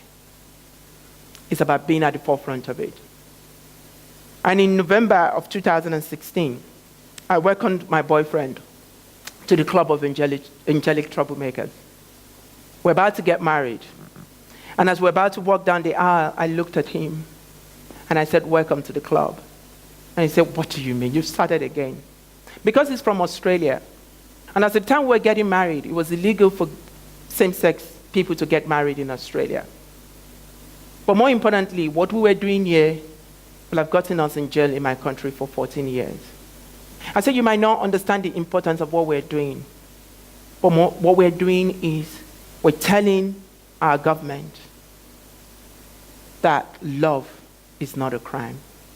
But more importantly, we're telling that gay boy, that lesbian girl in Australia, in Nigeria, in Uganda, that your love is worth it, and it's authentic, and it's worth fighting for. And he said, yes. Now can I call myself an angelic troublemaker? I said, yeah, you're part of the club. So as you think about this and as you go home, remember that if you don't do anything, you are supporting people that are making the world a very difficult place to live in. And I always do this because it's needed. Leave people with the pictures of my two puppies because I love them and because I'm missing them now. My name is Bisi Alimi, and I am an angelic troublemaker. Thank you.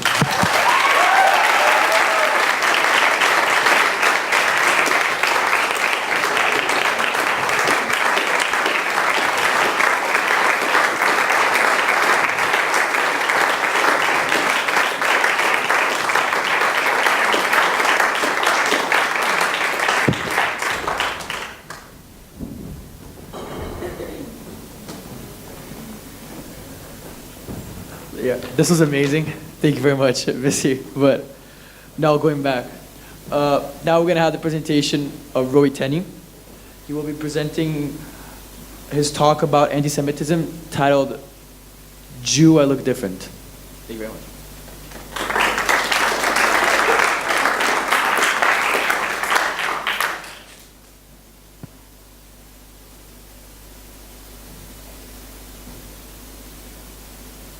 When I was 8, I first traveled to the States.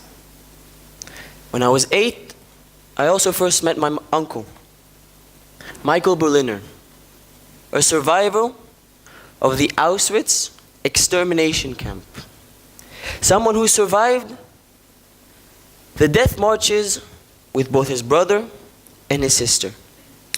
When I was 8, I was first introduced to the horrific images of the Auschwitz extermination camp. When I was 8, I was first introduced to this concept of anti-Semitism. And now I'm here, 16-year-old, talking to you about anti-Semitism. Now it's something very close to my heart, and I want to reflect it to you guys too.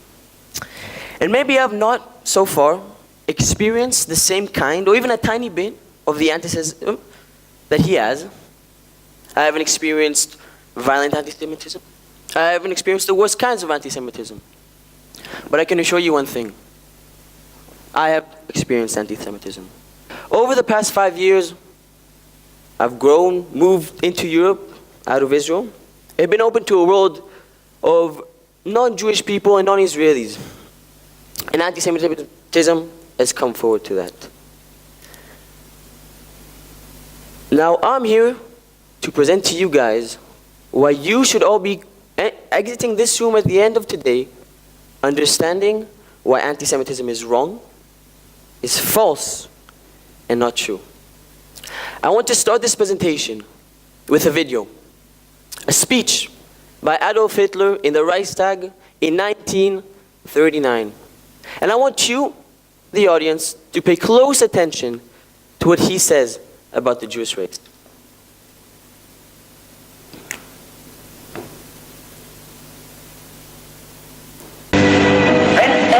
International Finanzjudentum in und außerhalb Europas gelingen sollte, die Folge der Weltkrieg zu stürzen, dann wird das Ergebnis nicht die Bolschewisierung der Erde und damit das Sieg des Judentums sein, sondern die Vernichtung der jüdischen Rasse in Europa.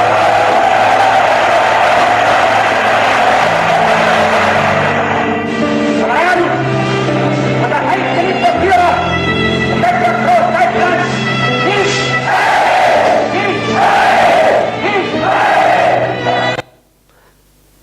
Now this is a very small snippet of his speech, but I want to point you guys to an even shorter sentence, the last sentence on this slide. But the annihilation of the Jewish race in Europe. For me personally, this has been up there, one of the most anti-Semitic quotes of all time.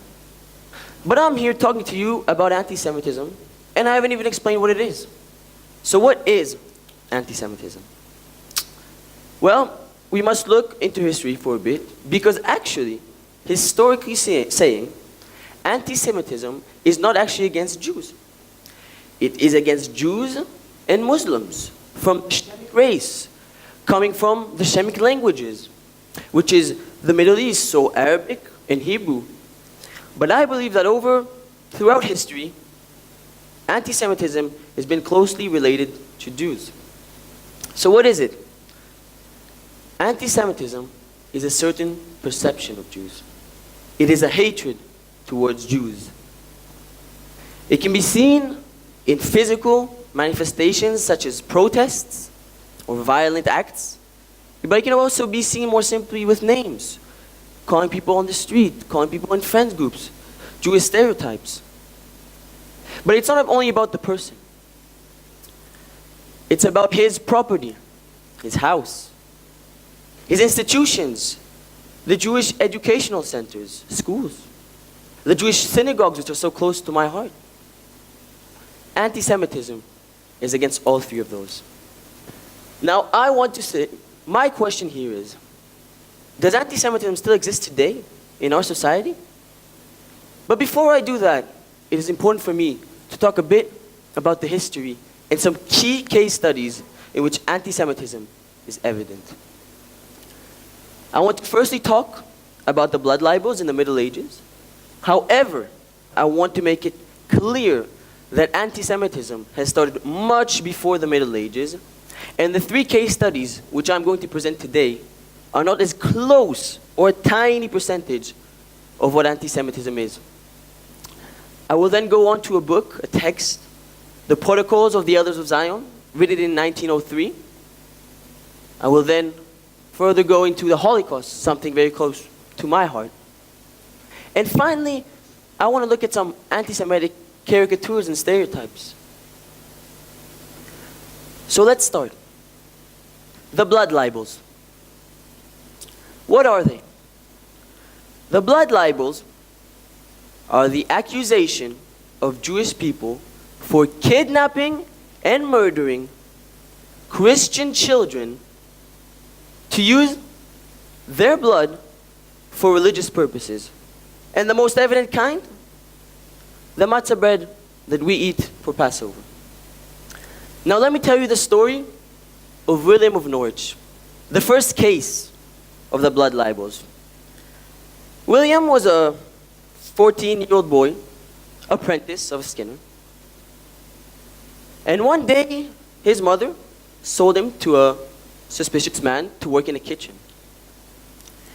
She never saw him again. A couple days later, he was found dead with wounds of stabbing in his body.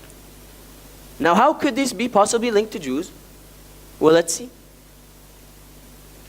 The Christians at that time performed this conspiracy theory that the Jews would meet every single year in a council and choose one country and one city in that country that the Jews of that city would perform this blood libel. Why? It doesn't make sense for me, but for them they said it shows that one day they will come back to the Holy Land.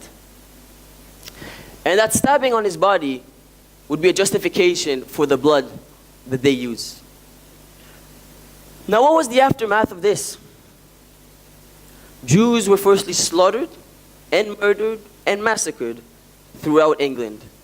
But hold on, it didn't only end at England. There was obviously the case of Harold of Gloucester. There was the case of Robert of Bury. But quickly through word of mouth, these blood libels transformed and came into Europe. And those, let's come back to the idea of the United Kingdom, those who weren't massacred and slaughtered yet, who were able to find a hiding place in a faraway place, well, in 1290, all Jews were expelled from England, where they would have to find new countries for them to live in, if it is Spain, France, and keep in mind that at that same time, those persecution and blood labels against Jews was happening. That's the first example I want to talk to you about. The second is the protocols of the elders of Zion. Now I want you, all of you, to look to the bottom right here and look at the covers of these books. Number 1, a Jewish snake, a Jewish person portrayed as a snake, ruling the world.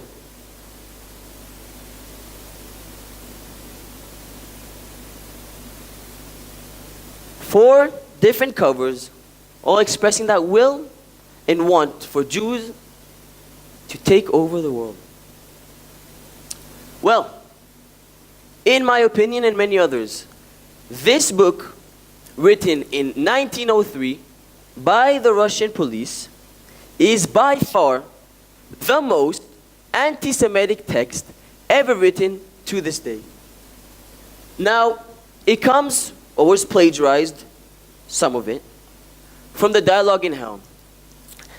This Dialogue in Hell was portrayed by two characters and showed Napoleon's ambitions in trying to rule over the world. However, it must be clear to all of you right here that this is literary forgery. This shows generalizations, lies, and what in our today's society we would call fake news. So what did it actually talk about? Such a long book.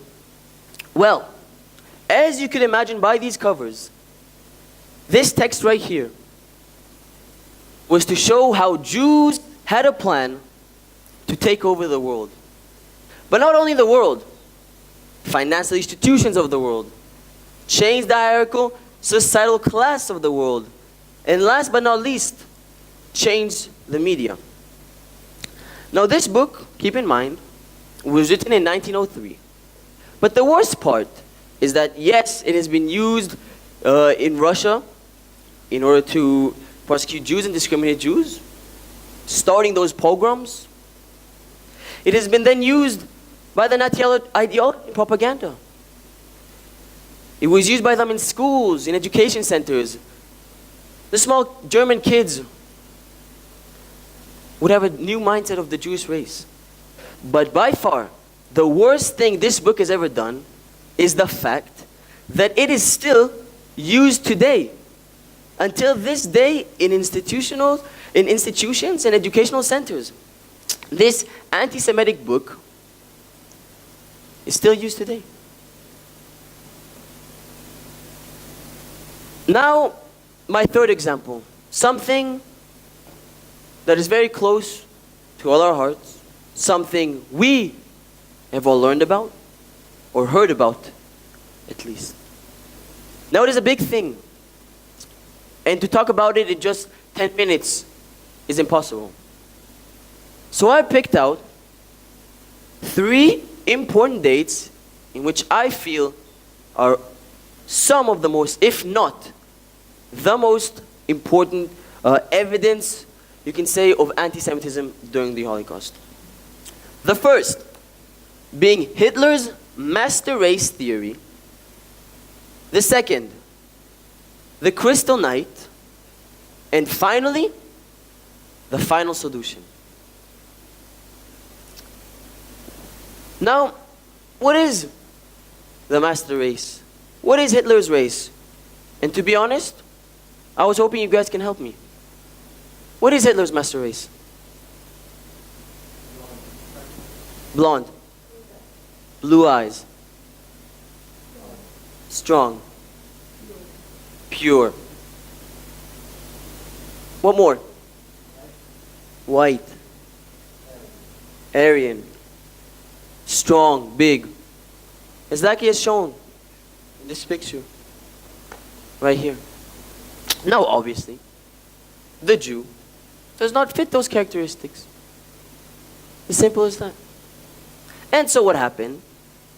In 1938, on the night of the 9th to the 10th of November, Crystal Night happened. Now, what was this Crystal Night? Well, it was a night in which Jewish stores were vandalized, broken into, stolen from. It was one of the first times that Jews actually were killed. And it was one of the biggest alarms that something big was going to happen. And what did happen? The final solution. Now, what is the final solution? Well, it is the systematic destruction of European Jews, as European Jews would be sent to extermination camps in the occupied parts of Germany. In this final solution, 6 million Jews were killed throughout a couple of different extermination camps, death camps. They were held in unhuman conditions. They would work like no other human. In horrible conditions, obviously not paid, doing hard jobs for the German population, for the Nazi German population. And it hurts to see this anti-Semitic movement that its sole cause was to do what? To destruct and annihilate a whole race of this earth. Now I can be proud standing here speaking as a Jewish person, as an Israeli citizen, knowing that we are still here. Now let's talk a bit about stereotypes and creating them. So I need your help again. What are some Jewish stereotypes? Big nose. Greedy. Financially successful. What else? Don't be afraid. Don't be afraid. I know it's intimidating, but what are some stereotypes about us Jews?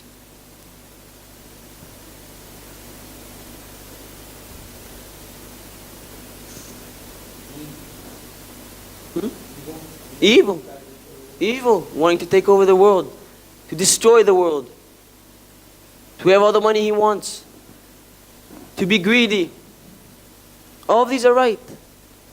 And my primary goal in this session is to make sure that when you all exit these doors, you come to reflect and understand how these stereotypes are not true.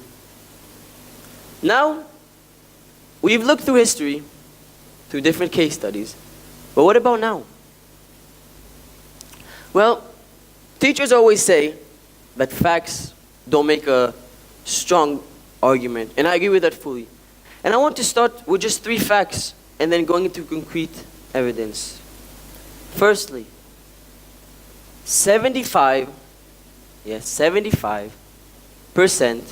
of Jewish students studying in US universities have at least witnessed or experienced anti-Semitism. You would be surprised to know that 1 billion people in the world hold anti-Semitic views against us Jews. You would also be surprised that 1/3 of Earth's population believes the Holocaust is a myth. But what now? Weekly, Jewish cemeteries are being vandalized, are being broken, messed up, putting Nazi signals all around them, for example in France. Or the neo-Nazi right-wing groups that have evolved through today's society. In Austria, in Germany, in Poland. But it's not only in Europe. It's also in the US.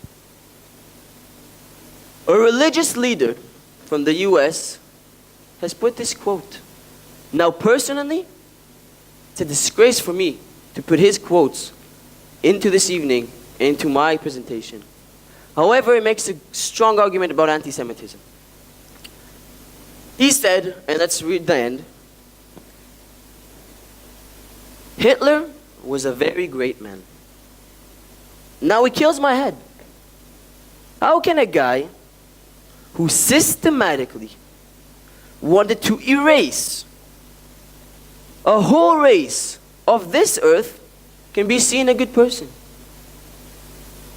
How can someone, after learning about the Holocaust, want to be associated, and happily so, with a man like Hitler? It's crazy. But why are we going so far away in the world? To Europe? To the US? Let's go back to my home country, to my neighbors. Now, really, I did not want to associate any politics into this presentation, because I believe it's a whole different topic and has a bigger context which cannot be filled in such a time. But I do want to show you the speech of Mahmoud Abbas, the leaders, Palestinian authorities, and what he thinks of us Jews. And pay close attention to those stereotypes in which we described just before. دي مختلفة. إذا المسألة اليهودية التي كانت منتشرة في كل دول أوروبا ضد اليهود ليس بسبب دينهم وإنما بسبب وظيفتهم الاجتماعية اللي بتعلق في الربا والبنوك وإلى آخره.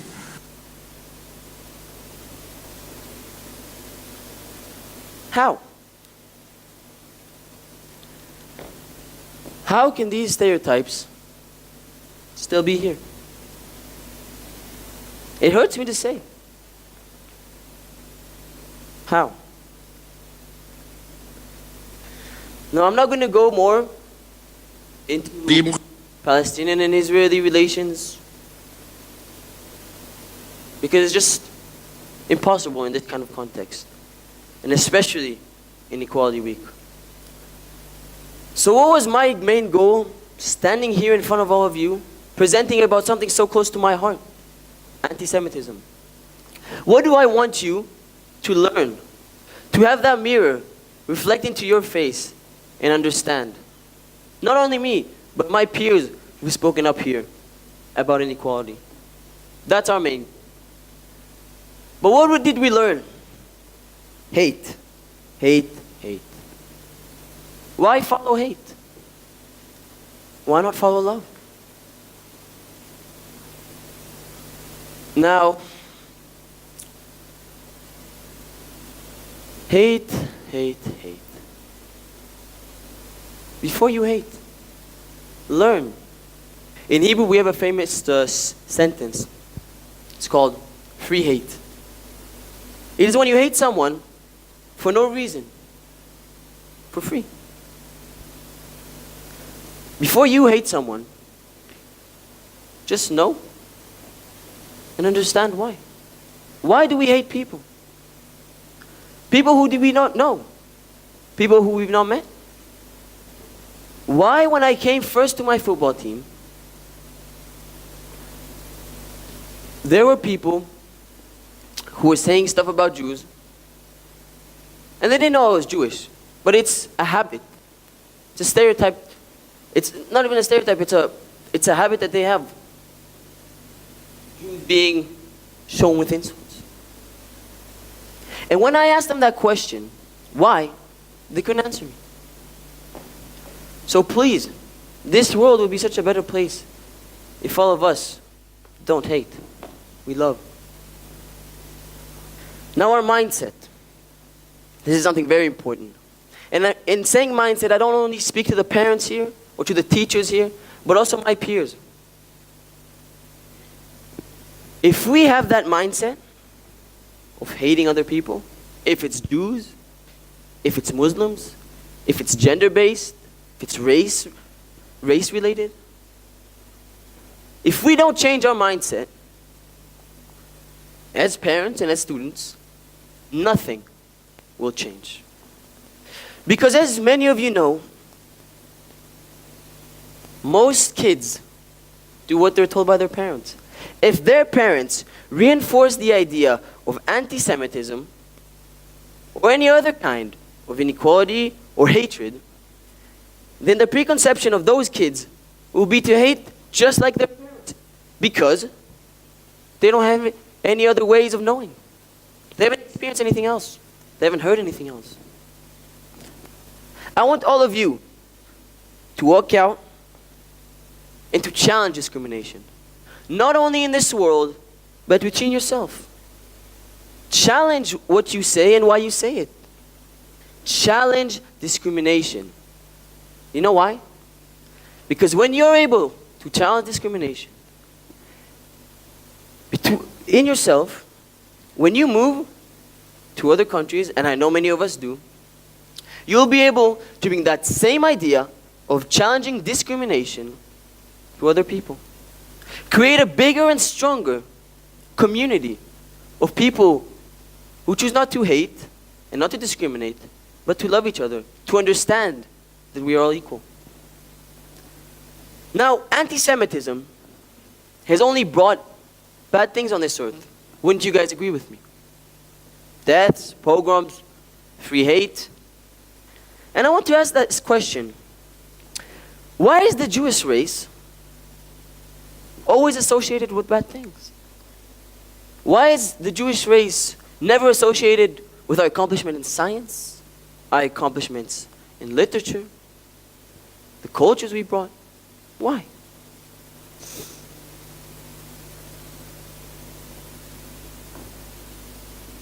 In this week and in this talk, I think we've all learned a lot of things. But if there's one important thing that we must learn, and you know it, that we're all human. We all bleed the same blood.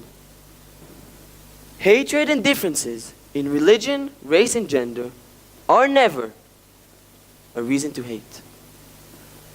So thank you guys so much. You go home to rest. But once you're home, you have a sore throat and you've lost your appetite. The next day, you wake up and you have a fever, and your mom knows something is definitely not right. So you go to the hospital and you're prescribed an antibiotic.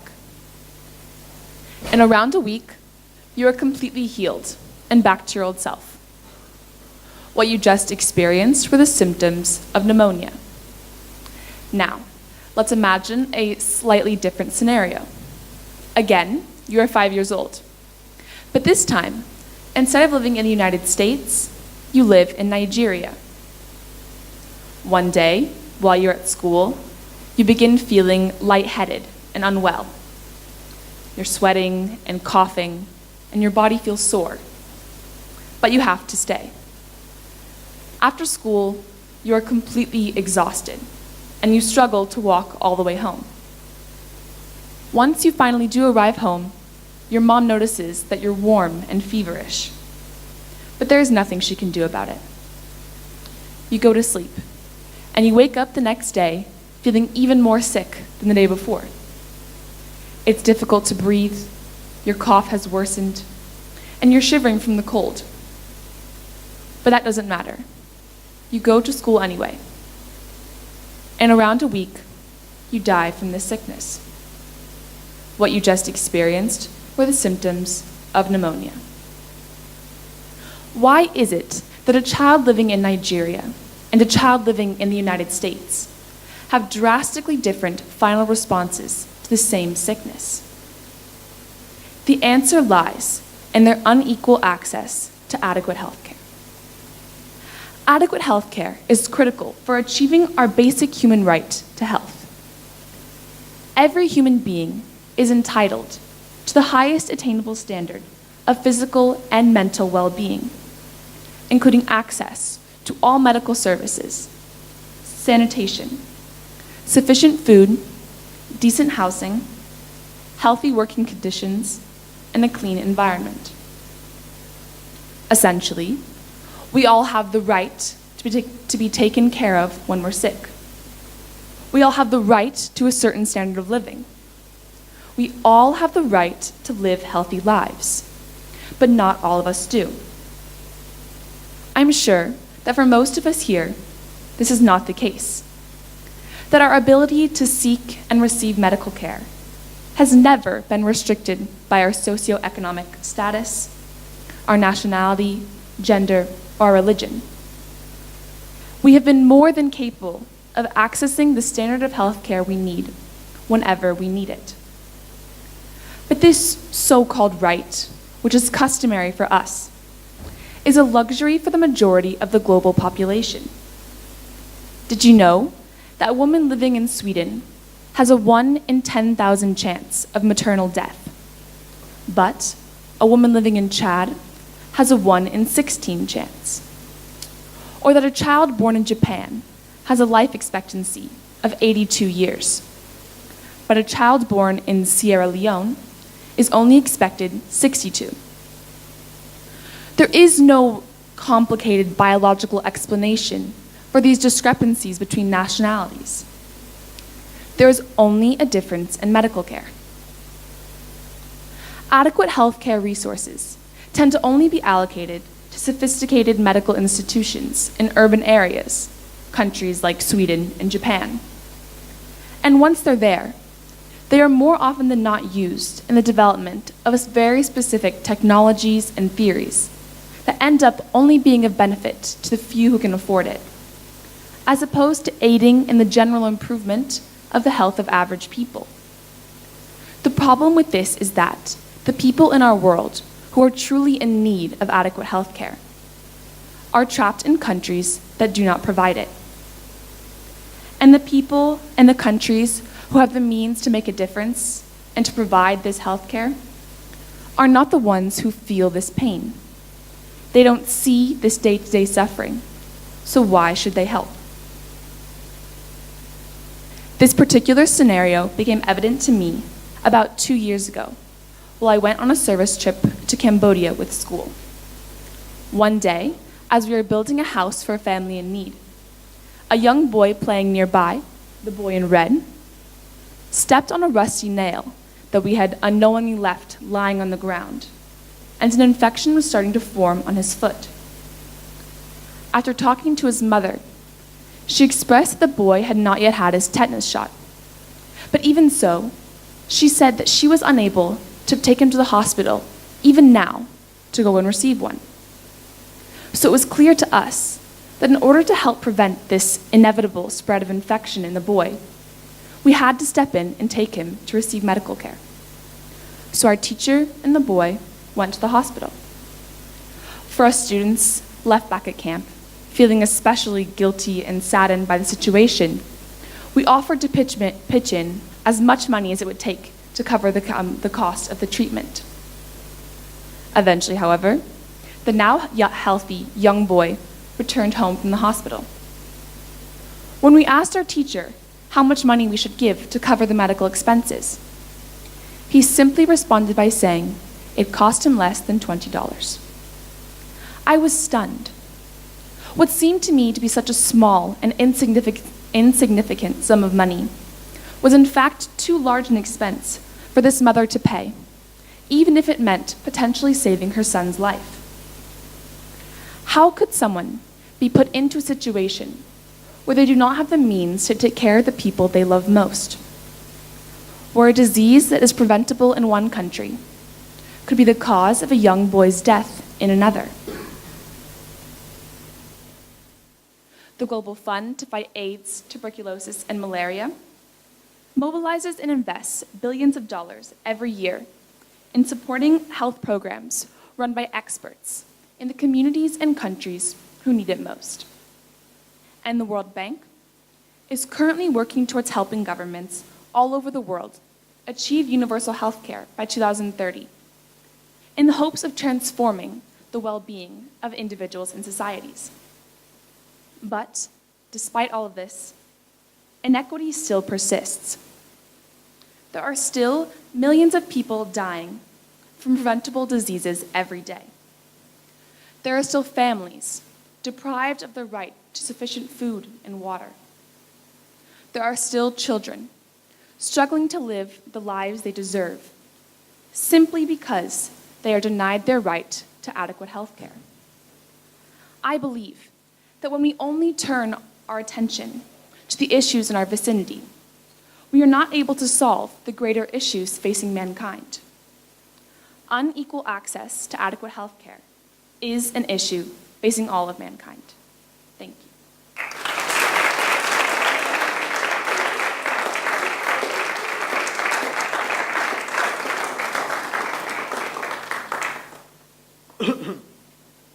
Our final speaker tonight is John Ivett, one of our teachers.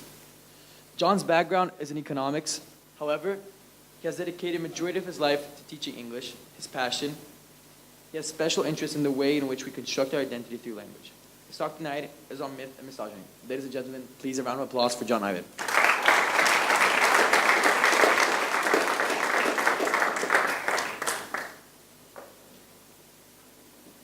I gave myself the graveyard shift. If you'd like to stand up just a second and shake your legs out, can you really last 10 more minutes? Yeah, okay.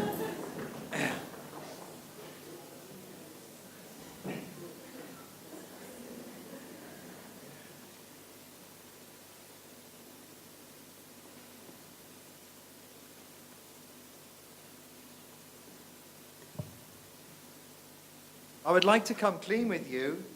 The ideas in my talk are not entirely my own. They're a synthesis of 3 amazing talks on the BBC, with my own spin on them, of course. And if you'd like me to send you the links, please let me know. About 18 months ago, I made my first visit to the city of Prague.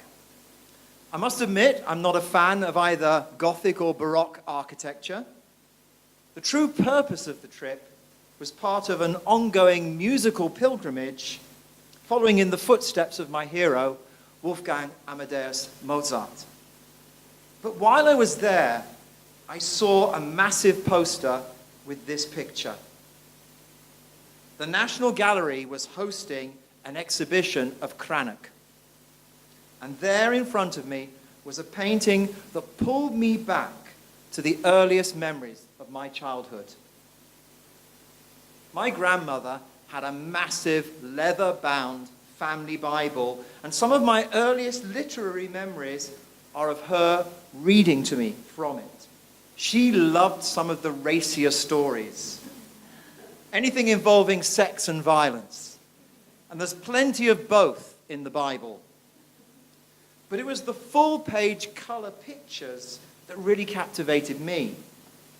And aged about 6 or 7, this one I frequently went back to. I remember delicately pulling back the protective tissue covering to stare in wonder at the naked Adam and Eve. I guess this was my first realization that I was a sexual being. And I inwardly cursed the artist Cranach for the strategically placed vegetation. And I instinctively knew that something strange, exciting, and forbidden was about to follow this scene.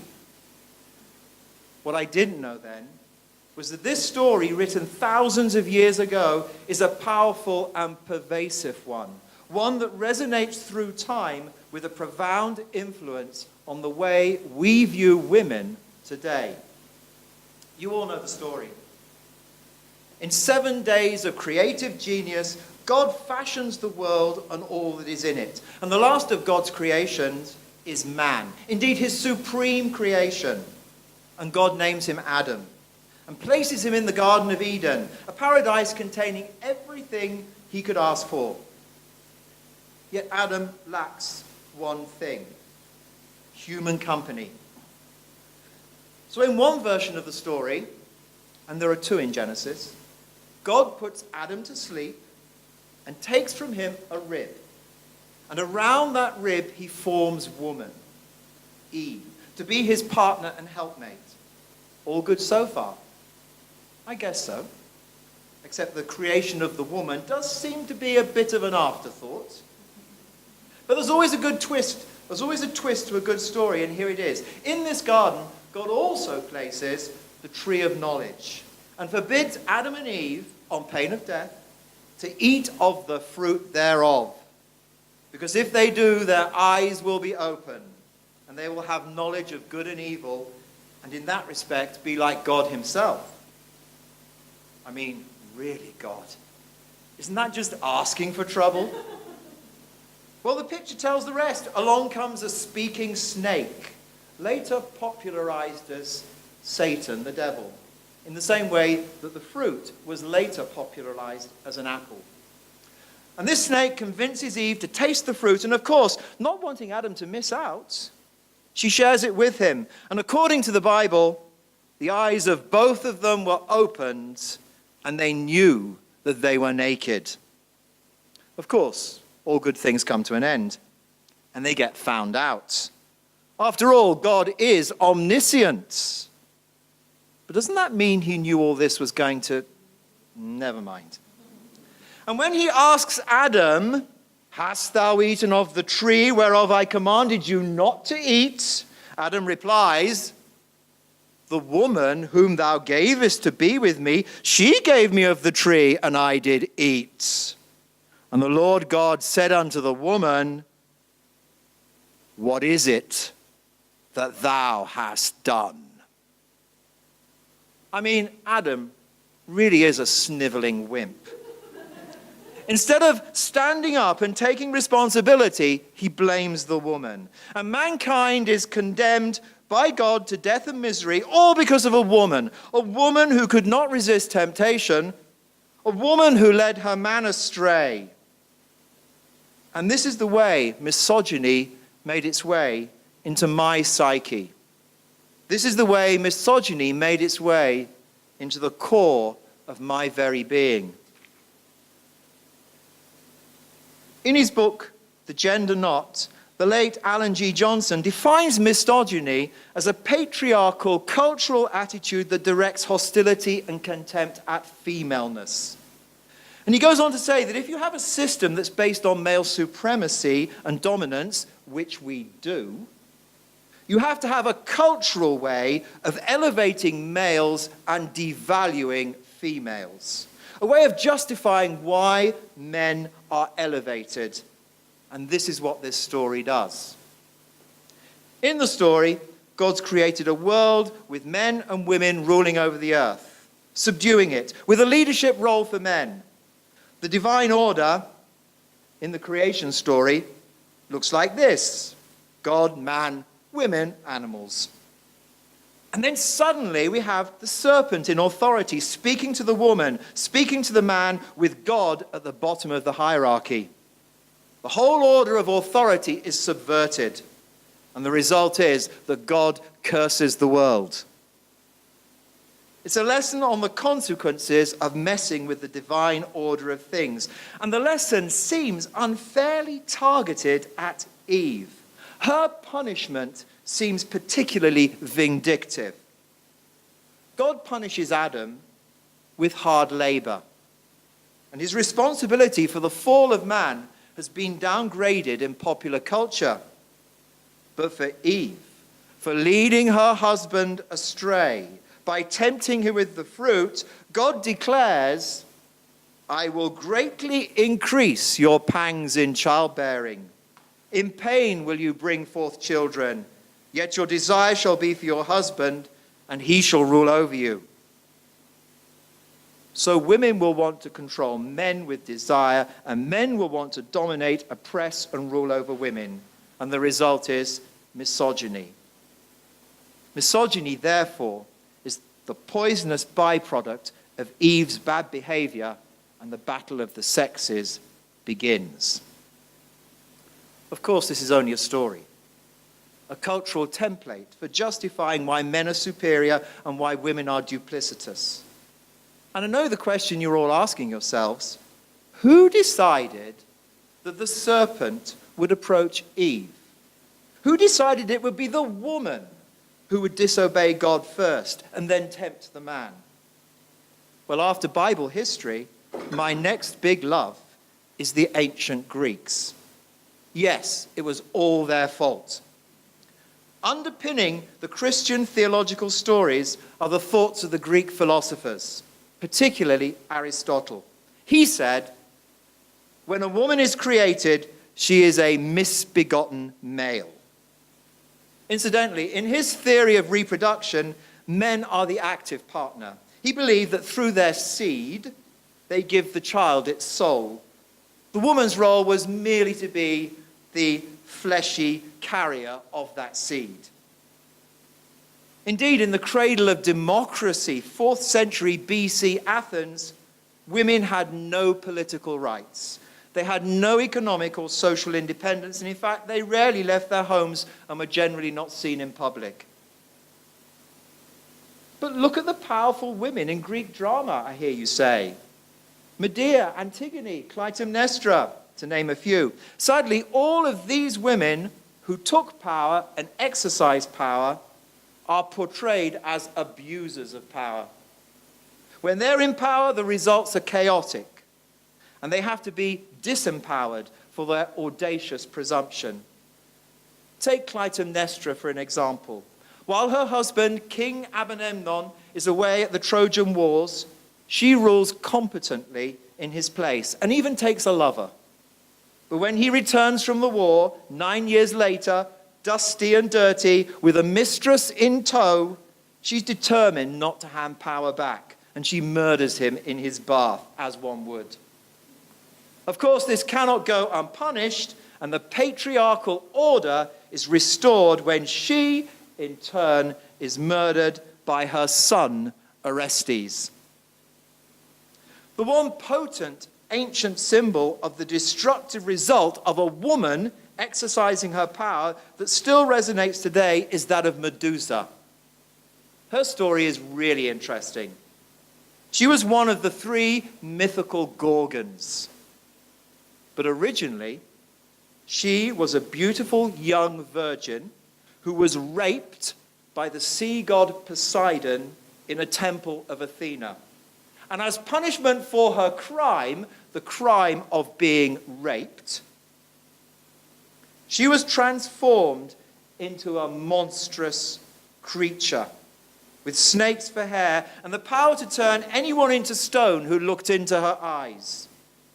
Note, it is the victim, not the rapist, who is punished, an attitude that still tragically persists in parts of the world today. It's the intrepid, intelligent, handsome, muscular hero Perseus who takes on the task to cut off her head by using his shield as a mirror to avoid looking in her eyes. And with one swipe of his sword, I think it was actually a sickle, the dominance of the male is violently reasserted against the illegitimate power of the woman. And Western culture and art have regularly returned to this myth to remind us of this, with Caravaggio's Screaming Head, Cellini's bronze statue in Florence, with Perseus shown in all his masculine glory, 1 foot on the bloody corpse of Medusa, brandishing her severed head high in the air as an example to all women who exercise power. Even today, it works quite nicely as a cultural symbol of male opposition to women's power. Here we have Angela Merkel, one of my heroes, actually my second hero next to the Queen. And of course, Hillary Clinton and Donald Trump as an unlikely Perseus. So back to Eve, in the model of the Greeks. She's one of the first women who takes control and exercises power, and my word, does she pay for it. The leaders of the early Christian church made sure that she became the cultural template, the archetype of all women. They made sure that women were thought of and defined in terms of their bodies, sex, and desire. And don't forget that Eve's punishment was also about the body. Pain in childbirth. And women were portrayed essentially as sexual creatures who tempt and lead men astray. One of the elders of the early church was Tertullian, the son of a Roman centurion who converted to Christianity in 197. He was a prolific writer in the 2nd and 3rd centuries. He believed all women shared Eve's guilt. He declared, "Do you not know you are each an Eve? The sentence of God on this sex of yours lives in this age. Your guilt must live too." And while cautioning women not to dress provocatively in case they incite the lust of men, he warned all good Christian women, "You are the devil's gateway. You are the unsealer of the forbidden tree. You are the first breaker of the divine law. You are she who persuaded him," that's Adam, "who the devil was not brave enough to attack. And do you think about adorning yourself over your tunics of skin?" How many parents of our generation have given the same message to their daughters as they are about to leave the house, dressed up for a party or a night out with their friends? Tertullian's words were uttered almost 2,000 years ago, but the insidious message from the story of Eve and the cultural spin it has been given by the church in the past resonate today in the West. We only have to look at the low numbers of women, including young girls on our university campuses, reporting sexual assault and rape. We only have to look at the low conviction rates of rapists. And we only have to consider the fear of rape victims being perceived as asking for it in the way they act, dress, and live their lives. Yes, attitudes are changing for the better. And the Me Too campaign is a case in point, but we still have a long, long way to go. To end on a lighter note, but still significant, even in the media today, Eve persists as the archetype of the female seductress. I watched all 180 episodes of Desperate Housewives, aired over 8 seasons, purely in the interest of analysing gender constructs. And I assure you, there are enough apples there to demonise women and to lead men astray for centuries to come. Thank you.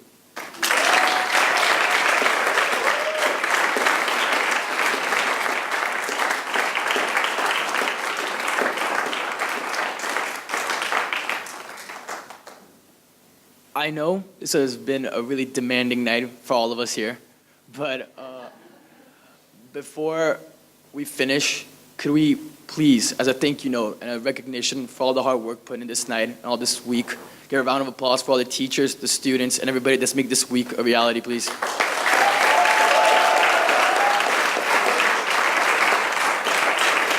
Oh, and Mr. Capes, of course. Now, on behalf of the Equality Week Committee, I would like to thank you, members of the audience, as well as all the speakers, for contributing on giving us this outlook for our community. We believe that it is crucial for us in ISL to hear and learn from these stories. Thank you very much, and have a good night.